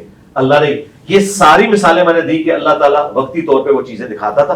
اچھا پھر قرآن میں بھی جو سوالات آپ سے پوچھے جاتے تھے اس سے پہلے آپ کو قرآن کہہ رہا ہے کہ اس سے پہلے آپ کو نہیں پتا تھا کہ یوسف علیہ السلام کس طرح مصر پہنچ کے ہم نے جواب دیا. یہ تو ہمارا عقیدہ ہے. ان کا جو عقیدہ ہے کہ ہر وقت ہر چیز کا علم ہوتا ہے اور سب کچھ ادا کر دیا ہے, یہ کس آیت اور حدیث میں لکھا ہوا ہے؟ یہ من گھڑت عقیدہ. ہم نے تو اپنے عقائد کے دلائل رکھ دیے. اس کے اوپر جذباتی ڈاکٹرن کھڑی کرنا کہ جی آپ فیتا لے کے تو ناپ رہے ہوتے ہیں نبی کے علم کو, نہیں. قرآن جگہ جگہ کہہ رہا ہے کہ تم سے قیامت کے بارے میں پوچھتے ہیں, ٹھیک ہے, تم اللہ کے پاس ہے. یہ ہے جی وہ علم جو نہیں ہے نبی کے پاس. آپ مجھے اچھا آپ بھی مانتے ہیں کہ نبی اسلام کے پاس قیامت کا علم نہیں قرآن کی روح سے؟ وَيَقُولُونَ مَتَىٰ هَٰذَا الْوَعْدُ, نہیں علم غیب تو ہم مانتے ہیں, الگ موضوع چلا گیا نا. وَيَقُولُونَ مَتَىٰ هَٰذَا الْوَعْدُ إِن كُنتُمْ صَادِقِينَ قُلْ إِنَّمَا الْعِلْمُ عِندَ اللَّهِ. ایک چیز میں نے ثابت کر دی نا, آپ کی ڈاکٹرن ٹوٹ گئی ماں کانا وما یکون کی, کیونکہ آپ نے کہا ہر چیز کا علم ہے. قرآن کہہ رہا ہے کہ اے نبی تم سے قیامت کا اس طرح پوچھ رہے ہیں جس طرح تم دھاگ لگا کے بیٹھے ہوئے ہو. تم فرماؤ اس کا علم تو اللہ کے پاس ہے, اللہ جب جسے چاہے گا ظاہر کر دے گا. قرآن پورے کا پورا یہ کہہ رہا ہے کہ قیامت کا علم نبی الاسلام کو نہیں دیا گیا بلکہ نشانیاں صرف بتائی گئی ہیں. نہ سن بتایا گیا, نہ تاریخ بتائی گئی, نہ یہ بتایا گیا کہ کتنی انسانیت پیریڈ گزارے گی تو قیامت آئے گی. یہ تو ایک واضح چیز قرآن میں آئی ہے نا, اس کا انکار تو کفر ہے نا. لیکن آج آپ بریلویوں سے پوچھیں, جال حق میں مفتی احمد خان نعیمی سے جب یہ پوچھا گیا بھی بتاؤ یہ قیامت تو نکل ہے نا, تم کہہ رہے تو فیتا تو اللہ نے مار دیا. تو اس نے کہا کہ یہ رسول اللہ کی محبوبیت کا تقاضا ہے کہ مرنے سے پہلے اللہ تعالیٰ نے حضور کو قیامت کا بھی بتا دیا ہوگا خود سے. وَلَا تَقُولُوا عَلَى اللَّهِ إِلَّا الْحَقَّ, یہ کذاب اللہ کے اوپر جھوٹ باندھتے ہیں. ٹھیک ہے, واضح ہو گیا. آپ نے شہیدوں کا ذکر کیا اور ظاہر موت کا ہمارا موضوع ہے, شہادت اس سے جڑی ہوئی ہے, گویا زندگی سے زیادہ جڑی ہوئی ہے. قرآن بھی یہ کہتا ہے یہ زندہ ہے ان کو مردہ نہ کہو. اب یہ کون سا فیس ہے, یہ برزخ کا کوئی فیس ہے یا شہید کس طرح سے زندہ ہے, رزق کس طرح سے حاصل ہو رہا ہے, یہ ڈیفائن کر دیں صحیح کلیئر معنوں میں, کیونکہ اس کو ہم مردہ تو نہیں کہہ سکتے. ہاں جی, یہ اس کو بھی پہلے کلیئر کر لیں. جو مردہ ہے اسے مردہ کیوں نہیں کہا جائے گا؟ قرآن یہ نہیں کہنا چاہ رہا. اگر اس کا مطلب یہ ہے تو مجھے بتائیں صحیح بخاری میں 4 جگہ تفصیلی خطبہ ہے سیدنا ابو بکر کا، من کان یعبد محمدا فإن محمدا قد مات، جو کوئی تم میں محمد کی عبادت کرتا تھا جان لے محمد مر گئے۔ تو حضرت ابو بکر صدیق نے تو کہا ہے کہ نبی علیہ السلام مر چکے، حضور شہید ہوئے۔ یہ کافی علیحدہ ہو گیا، شہادت کی جگہ ادھر ہے نبی علیہ السلام تو افضل ترین شہید ہے کہ آپ شہید ہیں، آپ شہید ہیں۔ بخاری میں موجود ہے کہ اے عائشہ جو خیبر کے موقع پہ مجھے زہر دیا گیا تھا وہ میری رگیں کاٹ رہا ہے، نبی علیہ السلام کو آنری طور پر اس شہد کو عود کروا کے شہادت کی موت دی۔ یعنی آج یہ بات کلیئر ہو جائے نا کہ یہ سب کے نزدیک ہے نبی علیہ السلام شہید ہوئے، جی شہید ہوئے ہیں، لیکن یہ آنری شہادت ہے، یہ وہ والی شہادت نہیں ہے کہ میدان جنگ میں آپ شہید ہوئے ہو۔ کیوں؟ وہاں اللہ کا ڈیوائن رول ہے کتب اللہ لأغلبن انا ورسولی، یہ میری بات طے پا چکی ہے کہ میں اور میرے رسول غالب رہیں گے۔ اگر عیسیٰ ابن مریم قتل ہو جاتے ہیں نا یہودیوں کے ہاتھوں تو ان کی تو رسالت فارغ ہو جاتی، کیونکہ رسول تو خود دھمکی لگاتا ہے خود قتل ہو جائے تو پھر تو مخالف جیت گئے۔ اس لیے رسول جب بھی دھمکی لگاتا ہے نا اس کے مخالف قتل ہوتے ہیں، وہ نہیں قتل ہوتا۔ نبی علیہ السلام بھی قتل نہیں ہوئے، آپ کو آنری طور پہ شہادت دی گئی ہے، 4 سال بعد اس زہر کا اثر واپس آیا۔ انبیاء لیکن قتل ہوئے، یحییٰ علیہ السلام جی وہ ہوئے۔ اچھا آپ ادھر واپس آئے جہاں سے ہم نے بات سٹارٹ کی۔ شہید ڈاکٹر طالب قادری صاحب نے ایک تقریر میں جذبات میں کہا کہ نبی کو مردہ کہنے والوں تم مر جاؤ، تو یہ حضرت بکر صدیق کو وہ کہہ رہے تھے کیونکہ حضرت بکر نے کہا، یعنی میں اسے یہ کہوں گا، یہ تو حضرت بکر کا خطبہ ہے، من کان یعبد محمدا فإن محمدا قد مات، صحیح بخاری میں 4 جگہ، جو کوئی تم میں محمد کی عبادت کرتا تھا، 1241 نمبر حدیث ہے اور 1242 تفصیلی حدیث، وہ جان لے کہ محمد مر چکے ہیں، اور جو اللہ کی عبادت کرتا تھا وہ جان لے کہ اللہ کو کبھی موت نہیں آئے گی اور وہ ہمیشہ زندہ رہے گا۔ فإن اللہ حی لا یموت۔ انہیں بتایا صحابہ میں کوئی حضور کی عبادت کرتا تھا کوئی تو یہ فرضی جملہ کیوں بولا حضرت ابوبکر نے؟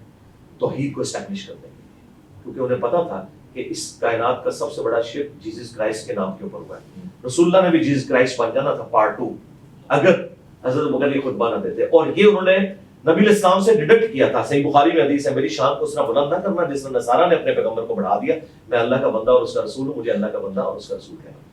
اچھا اس کے بعد سیدنا ابوبکر نے آیت تلاوت کی، وما محمد الا رسول قد خلت من قبلہ الرسل افإن مات او قتل، محمد تو نہیں مگر ایک رسول، اگر وہ مر جائے یا قتل ہو جائے۔ اب پاکستانی کہتے ہیں جی وصال شریف فرمایا جائے یا شہید شریف ہو جائے، حالانکہ دونوں نبی کے الفاظ اللہ نے تو نہیں یوز کیے، ٹھیک ہے۔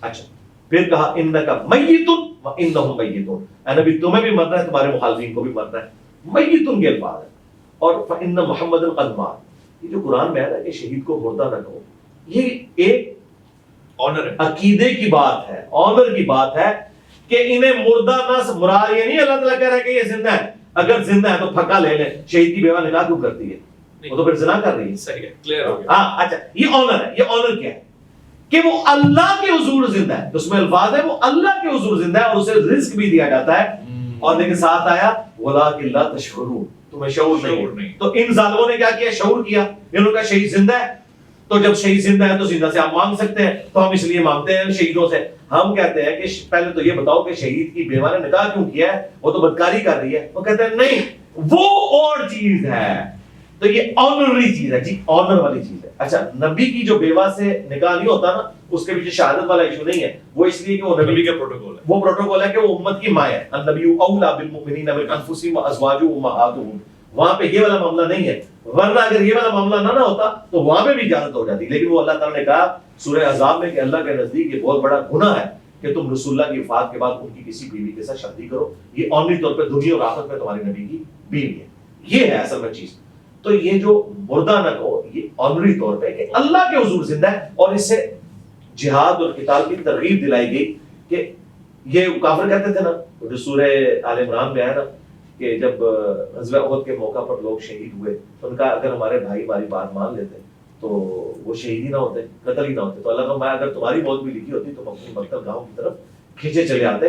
تو یہ بتایا گیا کہ جس چیز کے اوپر ترس کھا رہے ہو نا او بھائی انہوں تو ابدی زندگی حاصل کر لی ہے، آخرت کی زندگی میں زندہ ہے، یہ جھوٹ ہے جو یہ بول رہے ہوتے ہیں، یہ کہتے ہیں زندہ زندہ، جو بریلوی اور شیعہ کر رہے ہوتے ہیں زندہ زندہ، یہ بتایا کرو آخرت میں زندہ، دنیا سے بھائی جا چکے ہیں، دنیا سے اب ان کا کوئی تعلق نہیں ہے سوائے اس کے کہ ہمارا سلام آخرت میں سبھی زندہ نہیں، آخرت میں مرا ہوا کون ہے؟ آخرت میں سب زندہ ہے، لیکن شہید اللہ کی جنتوں میں پروٹوکول کے ساتھ زندہ ہے، اور جو کافر ہے وہ اللہ کی جہنم میں. رزق جو مل رہا ہے نا جی، اللہ نہ کرے اس طرح کا رزق کسی کو ملے جو جہنمیوں کو مل رہا ہے. ان کو تو قرآن میں آیا ہے کہ وہ زخموں کا دھون اور پیپ مل رہا ہے. اس رزق کو نہ کمپیئر کریں. رزق تو ہے نا، رزق آخرت کا ہے. آخرت کا آج قبر رسول آپ کھودیں، شہید کا پروٹوکول جو مل رہا ہے وہ کیا؟ آج قبر رسول کھودیں، آپ کیا سمجھتے ہیں کہ نبی الاسلام وہاں پہ کھا پی رہے ہوں گے بیٹھ کے؟ یہ اٹیچ بات ہوگا؟ میں نے ایسا نہیں کہا. ایسا نہیں ہوگا. آپ ویسے ہی لیٹے ہوں گے جیسے لیٹے ہوئے تھے. میں نے ایسا بھی نہیں کہا، مجھے اس کا بھی ادراک نہیں. اس کا تو ہمیں پتا ہے نا کہ نبی الاسلام ویسے ہی ہیں جو بخاری میں موجود ہے. روایات میں موسیٰ علیہ السلام نماز پڑھ رہے تھے قبر میں. جی وہ تو آج موسیٰ علیہ السلام یا کسی بھی پیغمبر کی قبر کھودیں وہ ویسے ہی ہوں گے. وہ برزخی معاملہ ہے. وہ تو وہاں پہ بیت المقدس میں بھی تھے. وہ برزخ کا معاملہ ہے. وہ آپ کے اس فریم آف ریفرنس کی چیز نہیں ہے. ٹھیک ہے، وہ صحیح مسلم میں حدیث ہے. جی جی، وہ قائم یصلی فی قبری، وہ اپنی قبر میں نماز پڑھ رہے تھے. بالکل ٹھیک ہے. اس سے طے ہو گیا کہ قبر کے معاملات الگ ہیں، الگ ہیں، لیکن وہ اس دنیا کے ساتھ تعلق نہیں رکھتے. کہ آپ اگر کسی کی قبر کھودیں تو آپ کسی کو نماز پڑھتے ہوئے آبزرو نہیں. یہ نبی الاسلام کو یہ آبزرو کرتے ہوئے دکھایا. میرا قیاس ہوا نا. نہیں قیاس نہیں، یہ تو عقیدہ ہے ہمارا. ٹھیک ہے، یہ عقیدہ ہے. قبر کھود کے تو نہیں دیکھا گیا نا. نہیں قبر کھود کے نہیں دیکھا، لیکن ایک تو ہوا نا صحیح بخاری میں حضرت عمر کا پاؤں نکلایا تھا 70 سال کے بعد. تو وہ لوگوں نے استغفار پڑھنی شروع کر دی.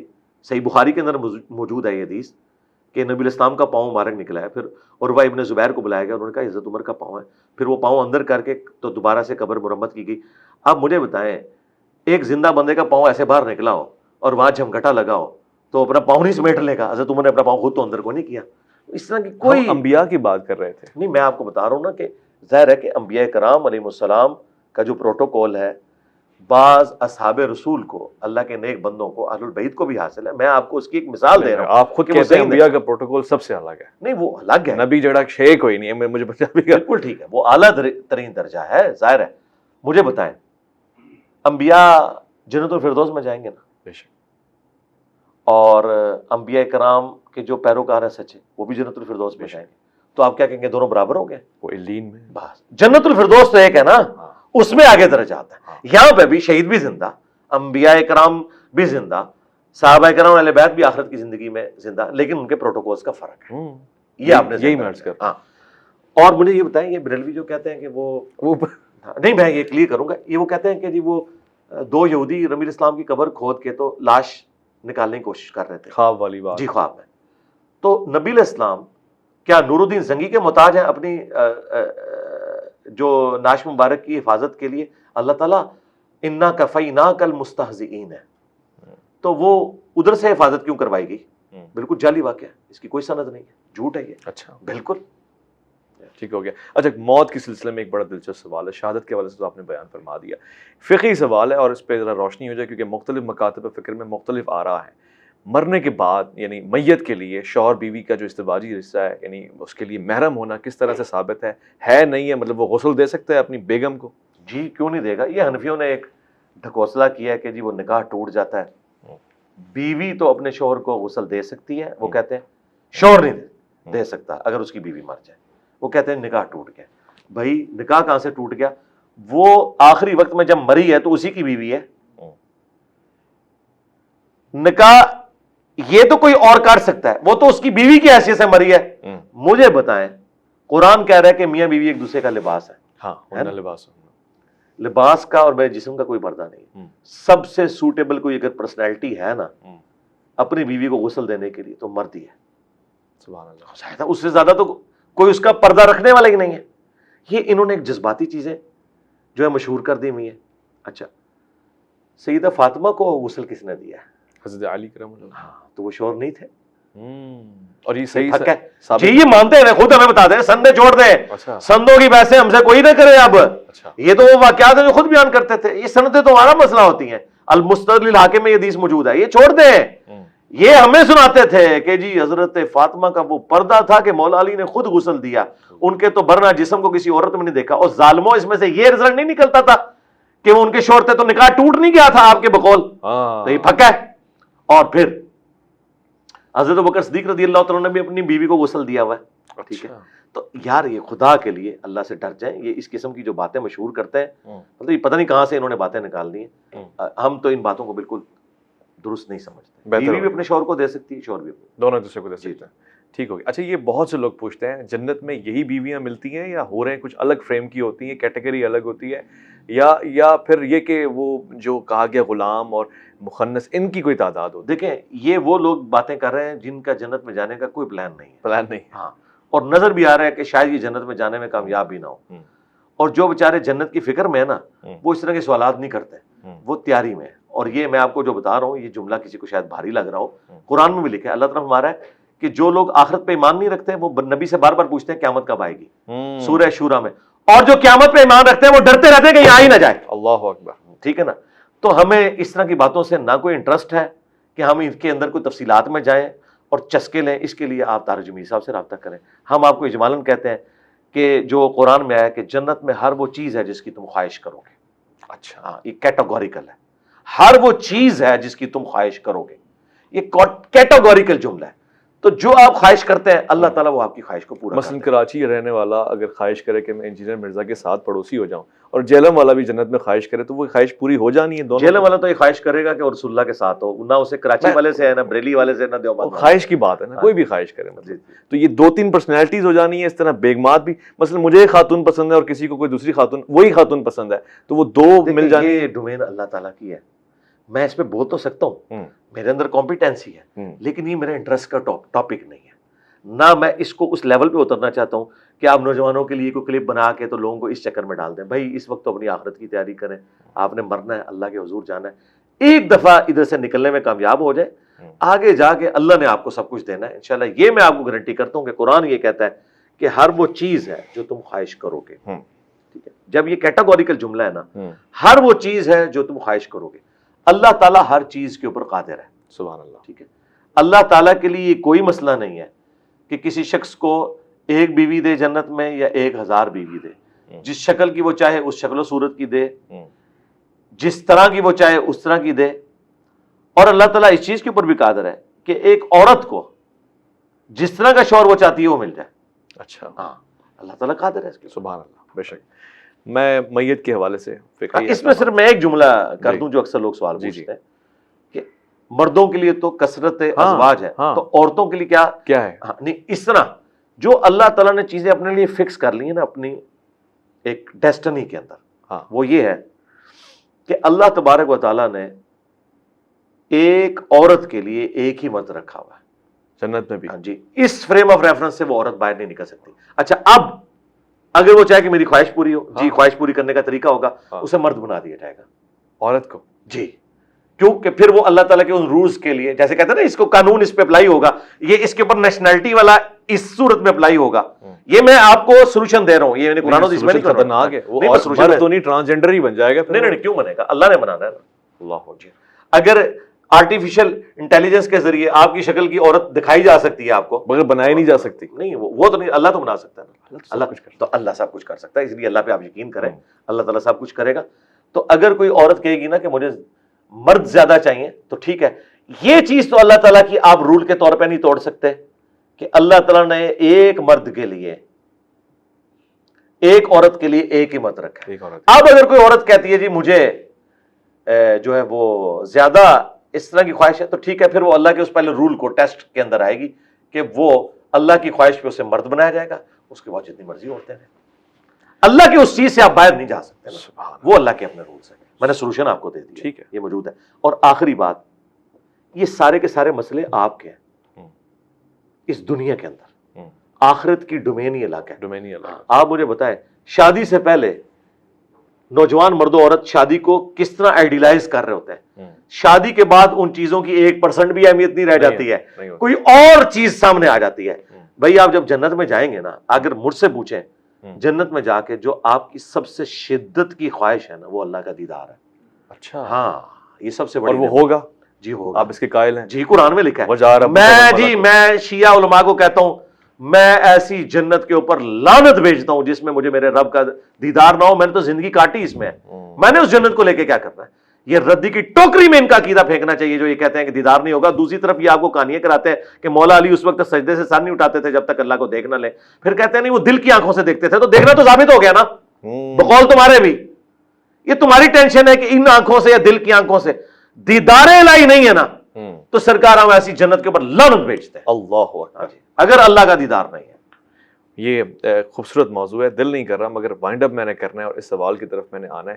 عام طور سے غسل میں یہ مسائل کھڑے ہو جاتے ہیں, شرم گاہوں کو اندر سے صاف کرنا ہے, دبانا ہے, یعنی یہ چونکہ ایک مسلکی بحث بھی شروع ہو جاتی ہے کہ کوئی چیز ڈالنا اور نکالنا, اس پہ ایک صحیح طریقہ کار کیا ہے؟ اور خدا کے لیے قرآن میں واضح ہے کہ جب کوئی جنبی ہو تو غسل کر لے. ٹھیک ہے. اور غسل کرنے کے لیے وہی طریقہ ہے کہ ظاہری بدن کے اوپر آپ نے پانی بہانا ہے. صحیح. That's all. That's it. ہاں جی.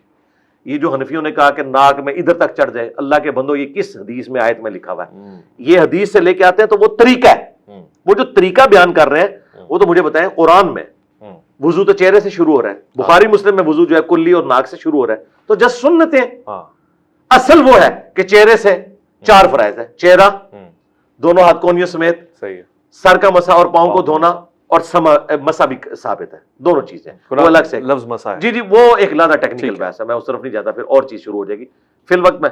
اور قرآن میں ہے کہ جب تم جنبی ہو تو تم نے غسل کرنا ہے, اور غسل عرف عام میں جسے غسل کہا جاتا ہے وہ یہ ہے کہ آپ نے ظاہری بدن جو سامنے نظر آ رہا ہے اس کے اوپر پانی بہانا ہے, بس ظاہری بدن کے اوپر. ٹھیک ہو گیا. تلقین کی کیا حیثیت ہے شریعت میں؟ مردے کو تلقین کرنا, اسے کچھ سنانا ثابت ہے؟ کوئی ثابت نہیں ہے, یہ صوفیاء کی گھڑی ہوئی خرافات ہیں. اچھا جی قبر کے اوپر کھڑے ہو کے آپ اذان دیں, انگلی رکھ کے کریں. حدیث میں صرف یہ ملتا ہے, سنن ابی داؤد کے اندر حدیث ہے, جب اپنے بھائی کو دفنا چکو تو قبر میں سوالات کی استقامت کے لیے دعا کرو, بس یہ چیز ہے. آپ نے قبر پہ کھڑے ہو کے یہ دعا کرنی کہ اے اللہ اسے قبر کے سوالات میں استقامت نصیب فرما. اذان نہیں دینی قبر؟ نہیں, اذان کوئی ثابت نہیں ہے. اذان جنازے کی نماز کی اذان نہیں ہے تو قبر کی اذان کہاں سے آ جائے گی؟ لاجیکلی اسپیکنگ کہ جو نماز ہے جنازے کی اس کی اذان تو کوئی نہیں ہو رہی ہے, اور جہاں نماز بھی کوئی نہیں, قبر پہ صرف دعا کرنی, اس کی اذان کہاں سے آ گئی؟ ہمارے ایک چاہنے والے پوچھ رہے تھے کہ کیا حضور پاک صلی اللہ علیہ وآلہ وسلم نے کبھی کسی غیر مسلم کا جنازہ پڑھایا ہے؟ نہیں, کبھی نہیں پڑھایا. منافق کا پڑھایا تھا, ہاں جی, غیر مسلم کا نہیں پڑھایا. وہ بھی قانوناً چونکہ مسلمان تھا اس لیے پڑھایا, اور بعد میں اس سے بھی منع کر دیا گیا سورہ توبہ میں, نہ تو آپ نے کسی منافق کی قبر پہ کھڑے ہونا ہے نہ اس کے لیے دعا کرنی. غیر مسلم کا جنازہ نہیں پڑھایا کیونکہ جنازے کے اندر آپ دعائیں مغفرت کرتے ہیں, اور سورہ توبہ کی آیات ہے کسی نبی اور کسی اہل ایمان کے لیے شایع نہیں کہ چاہے اس کا کوئی قریبی رشتہ دار بھی کفر کی حالت میں مرا ہو کہ اس کے لیے دعا کرے. جب دعا نہیں کی جا سکتی تو جنازہ تو دعائیں مغفرت ہے, وہ ہو نہیں سکتی. ماشاءاللہ واضح ہو گیا. اچھا, اختتام پذیر ہے, اور یہ میں نے پوچھنا ہے فاتح خوانی کے حوالے سے کیا رائے ہے شریعت میں؟ کسی بھی میت کے اوپر فاتح خوانی یا پھر اس کے بعد کے لوازمات ہیں؟ غائبانہ نماز جنازہ ایک ہی ایکسٹراڈنری واقعہ صحیح بخاری میں رپورٹ ہوا ہے نجاشی کا. اس کے علاوہ نبی الاسلام کے اس سے بھی بڑھ کر عزیز زید بن حارثہ شہید ہوئے ہیں, لیکن آپ نے ان کا غائبانہ نماز جنازہ نہیں پڑھا. تو نجاشی چونکہ کفر کی سرزمین میں مرا تھا تو نبی الاسلام نے اسے پروٹوکول دیا, جواز موجود ہے, جو مسلمانوں کی زمین میں مرتے ہیں ان کا غائبانہ نماز جنازہ پڑھنے کی ضرورت نہیں, نہ نبی الاسلام کی وہ سنت ہے کیونکہ ان کا آلریڈی جنازہ ہو چکا ہے. ہاں قبر پہ جا کے آپ جنازہ پڑھ سکتے ہیں. اچھا, صحیح بخاری موجود ہے, نبی الاسلام نے شہداء احد کے قبرستان میں جا کے 11 ہجری کے بالکل سٹارٹ کے اندر یعنی 8 سال کے بعد جنازہ پڑھا, اور وہاں آپ نے ایک بڑی خطبہ ارشاد فرمائی, بالکل جائز ہے, لیکن قبر سامنے موجود ہو وہاں جا کے. یہ جس طرح کا اہل حدیث والا جنازہ ہے نا, یہ انہوں نے ایک ایکسٹریم رویہ اختیار کیا ہوا ہے, دوسری طرف یہ نکل چکے ہیں. اور دوسری بات جو آپ نے سٹارٹ میں کی تھی فاتح خوانی کے حوالے سے, فاتح خوانی کے حوالے سے ایک چیز تو یاد رکھے, جو بندہ فوت ہو گیا اس کا حق ہے زندہ لوگوں پر کہ وہ اس کے لیے دعا کریں گے. صحیح. ربنا اغفر لنا ولاخواننا الذین سبقونا بالایمان. اہل ایمان کی نشانی اللہ تعالیٰ نے بیان کی ہے سورۃ الحشر میں کہ وہ اپنے سے پہلے جو فوت شدگان ہیں ان کے لیے دعا کرتے ہیں. اسی کی اللہ تعالیٰ نے ایک شکل رکھی ہے جنازہ کی شکل میں, جو بخاری مسلم میں حدیث ہے کہ مسلمان پہ 5 حق ہیں, ان میں سے ایک یہ ہے کہ جب فوت ہو جائے اس کا آپ نے جنازہ پڑھنا ہے. دوسرا پھر آپ جب سنن ابی داؤد میں حدیث ہے قبر پہ جا کے سوالات کی استقامت کی دعا کرو, یہ ہو گیا. اس کے بعد جب کبھی آپ قبرستان جائیں گے, وہ صحیح مسلم میں ہے, السلام علیکم اہل الدیار من المؤمنین والمسلمین وإنا ان شاء اللہ بکم لاحقون نسأل اللہ لنا ولکم العافیہ, یہ آپ دعا کریں گے. اس کے بعد آپ ہر نماز کے اندر دعا کرتے رہتے ہیں, اور یہ کرنی ہے آپ نے, خواہ آپ کے رشتہ دار زندہ ہیں یا مردہ ہیں, سب کے لیے دعا کرنی ہے. البتہ یہ جو فاتح خوانی والا سلسلہ ہے اس کی اصل کسی حدیث کے اندر موجود نہیں ہے, صرف ایک چیز ہے جو صحیح مسلم کے اندر آئی کہ میت کو 3 چیزوں کے سوا کسی اور چیز کا ثواب نہیں پہنچتا. کیٹاگوریکل ڈنا ہے. نمبر 1 علم کی بات. جس طرح امام بخاری نے علمی خدمت کی, ان کی وفات کے بعد ان کو ثواب مل رہا ہے, ان کا رائٹ ہے. دوسرا صدقہ جاریہ. اگر کوئی شخص زندگی میں اچھا کام کرتا ہے, آپ یہ ویڈیوز ریکارڈ کروا رہے ہیں, آپ کی وفات کے بعد بھی جو لوگ اس سے ہدایت حاصل کریں گے آپ کو آٹومیٹکلی ثواب ملے گا. اور تیسرا فرمایا نیک اولاد جو اس کے لیے دعا کرتی ہے. نیک اولاد کوئی بھی عمل بھی کرے. صحیح بخاری میں آتا ہے کہ سعد ابن عبادہ کہتے ہیں میں فوت ہو گیا, میری والدہ فوت ہو گئی, میں سفر پہ تھا, تو میں نے واپسی پہ نبی الاسلام سے کہا کہ میری ماں فوت ہو گئی میری غیر موجودگی میں, تو میں اس کے لیے کوئی خیرات کرنا چاہتا ہوں, کیا اس سے ثواب ملے گا؟ تو نبی الاسلام نے فرمایا ہاں. تو انہوں نے کہا کہ میں پھر ایک کنواں کھدوا کے اپنی والدہ کے لیے, اور اس کا نام ہی پڑ گیا ام سعد کرتی ام سعد. اچھا, یہ صحیح بخاری میں ہے, سنن نسائی کے اندر موجود ہے. تو میت کی طرف سے آپ دعا بھی کریں گے, صدقہ خیرات بھی کریں گے, سارے معاملات کریں گے. قرآن پڑھ کے بخشنا اس کی اصل کسی بھی حدیث کے اندر موجود نہیں ہے. ٹھیک ہے, لیکن جو اولاد نیک عمال کرتی ہے, خواہ نماز پڑھے, قرآن خوانی کرے, جو بھی کرے, وہ آٹومیٹکلی ثواب ملتا ہے, وہ آپ نے پہنچانا نہیں ہوتا. اب یہ بلا کے جی آپ اتنے لوگ اکٹھے ہو جاؤ اور یہاں پہ آپ آ کے جو ہے وہ اس کے لیے قرآن پڑھ دو, اس کی کوئی اثر نہیں. اور ان لوگوں کے لیے قرآن پڑھا رہے ہوتے ہیں جنہوں نے پوری زندگی قرآن کھول کے نہیں دیکھا ہوتا. کتنا شرم کا مقام ہے, ایک بندے نے قرآن کو سیریس نہیں لیا اور اس کی میت کے اوپر آپ کہہ رہے ہیں اتنے قرآن میری طرف سے لے لیں. اس نے قرآن کو تو خود یہ اہمیت دی ہوئی ہے. بخاری مسلم میں حدیث ہے کہ میت کے 3 دوست ہیں, 2 باہر رہ جاتے ہیں, ایک ہی ساتھ جاتا ہے. اس کے رشتہ دار اور مال باہر رہ جاتے ہیں, اندر صرف اعمال جاتے ہیں. جو اپنے اعمال لے گئے اسے کوئی ضرورت نہیں ہے. بخاری کی حدیث ہے جب میت کو چارپائی پہ رکھا جاتا ہے تو وہ چیخو پکار کرتی ہے. اگر وہ بری میت ہے تو کہتی ہے مجھے کہاں لے کے جا رہے ہو, اور اگر نیک میت ہے وہ کہتی ہے مجھے جلدی جلدی لے جاؤ. اسے امید ہوتی ہے کہ میں اپنے اعمال ساتھ لے کے جا رہا ہوں, اسے ان چیزوں کی کوئی ضرورت نہیں ہے. یہ تو جو لوگ زندہ ہیں ان پہ اللہ نے ایک حق رکھ دیا کہ آپ نے یہ کرنا ہے. جیسا مسلم شریف حدیث ہے جس کے جنازے میں 40 لوگ بھی شریک ہو جائیں, اللہ تعالیٰ ان کی شفاعت اس کے حق میں قبول کر لے گا, بشرطے کہ وہ ایسے لوگ ہوں جو شرک نہ کرتے ہوں, تو ان کی شفاعت قبول ہو جائے گی. زندہ لوگوں کا حق ہے مرے ہوئے لوگوں کا زندہ لوگوں کے اوپر کہ ان کے لیے دعائیں مغفرت کریں, سب کچھ کریں, اس کو کسی چیز کی ضرورت نہیں ہے. اچھا ہاں, وہ اگر نیکوکار ہے تو اپنے مال اپنے ساتھ لے گا. اچھا, زندوں کو بھی اس کا اجر ملے گا؟ جی ملے گا, کیوں نہیں ملے گا, اللہ کا حکم پورا کرنا ہے. بہت بہت شکریہ انجینئر محمد علی مرزا صاحب, آپ نے ہمیشہ ہماری رہنمائی فرمائی اور بہت ہی آسان انداز سے. زمن پروگرام کو آپ نے دیکھا اور بہت ہی ایک خوبصورت سا جائزہ آپ نے موت, عالم موت, پھر برزخ, اور اس کے بعد یہاں تک کہ ہم قبر تک بھی پہنچے. ہم نے میت کے احکام اور اس کے بعد جنازے کا بھی تھوڑا سا جائزہ لیا ہے. امید ہے اللہ نے زندگی دی, جیسے کہ انجینئر صاحب نے فرمایا یہ آن ریکارڈ چلا گیا, اس کا اجر آپ کو, مجھے اور سب کو, خاص طور سے انجینئر صاحب کو ملتا رہے گا. اپنا خیال رکھیں گے. میں اور مولانا کے سفر میں دیکھتے رہیں گے پروگرام کو.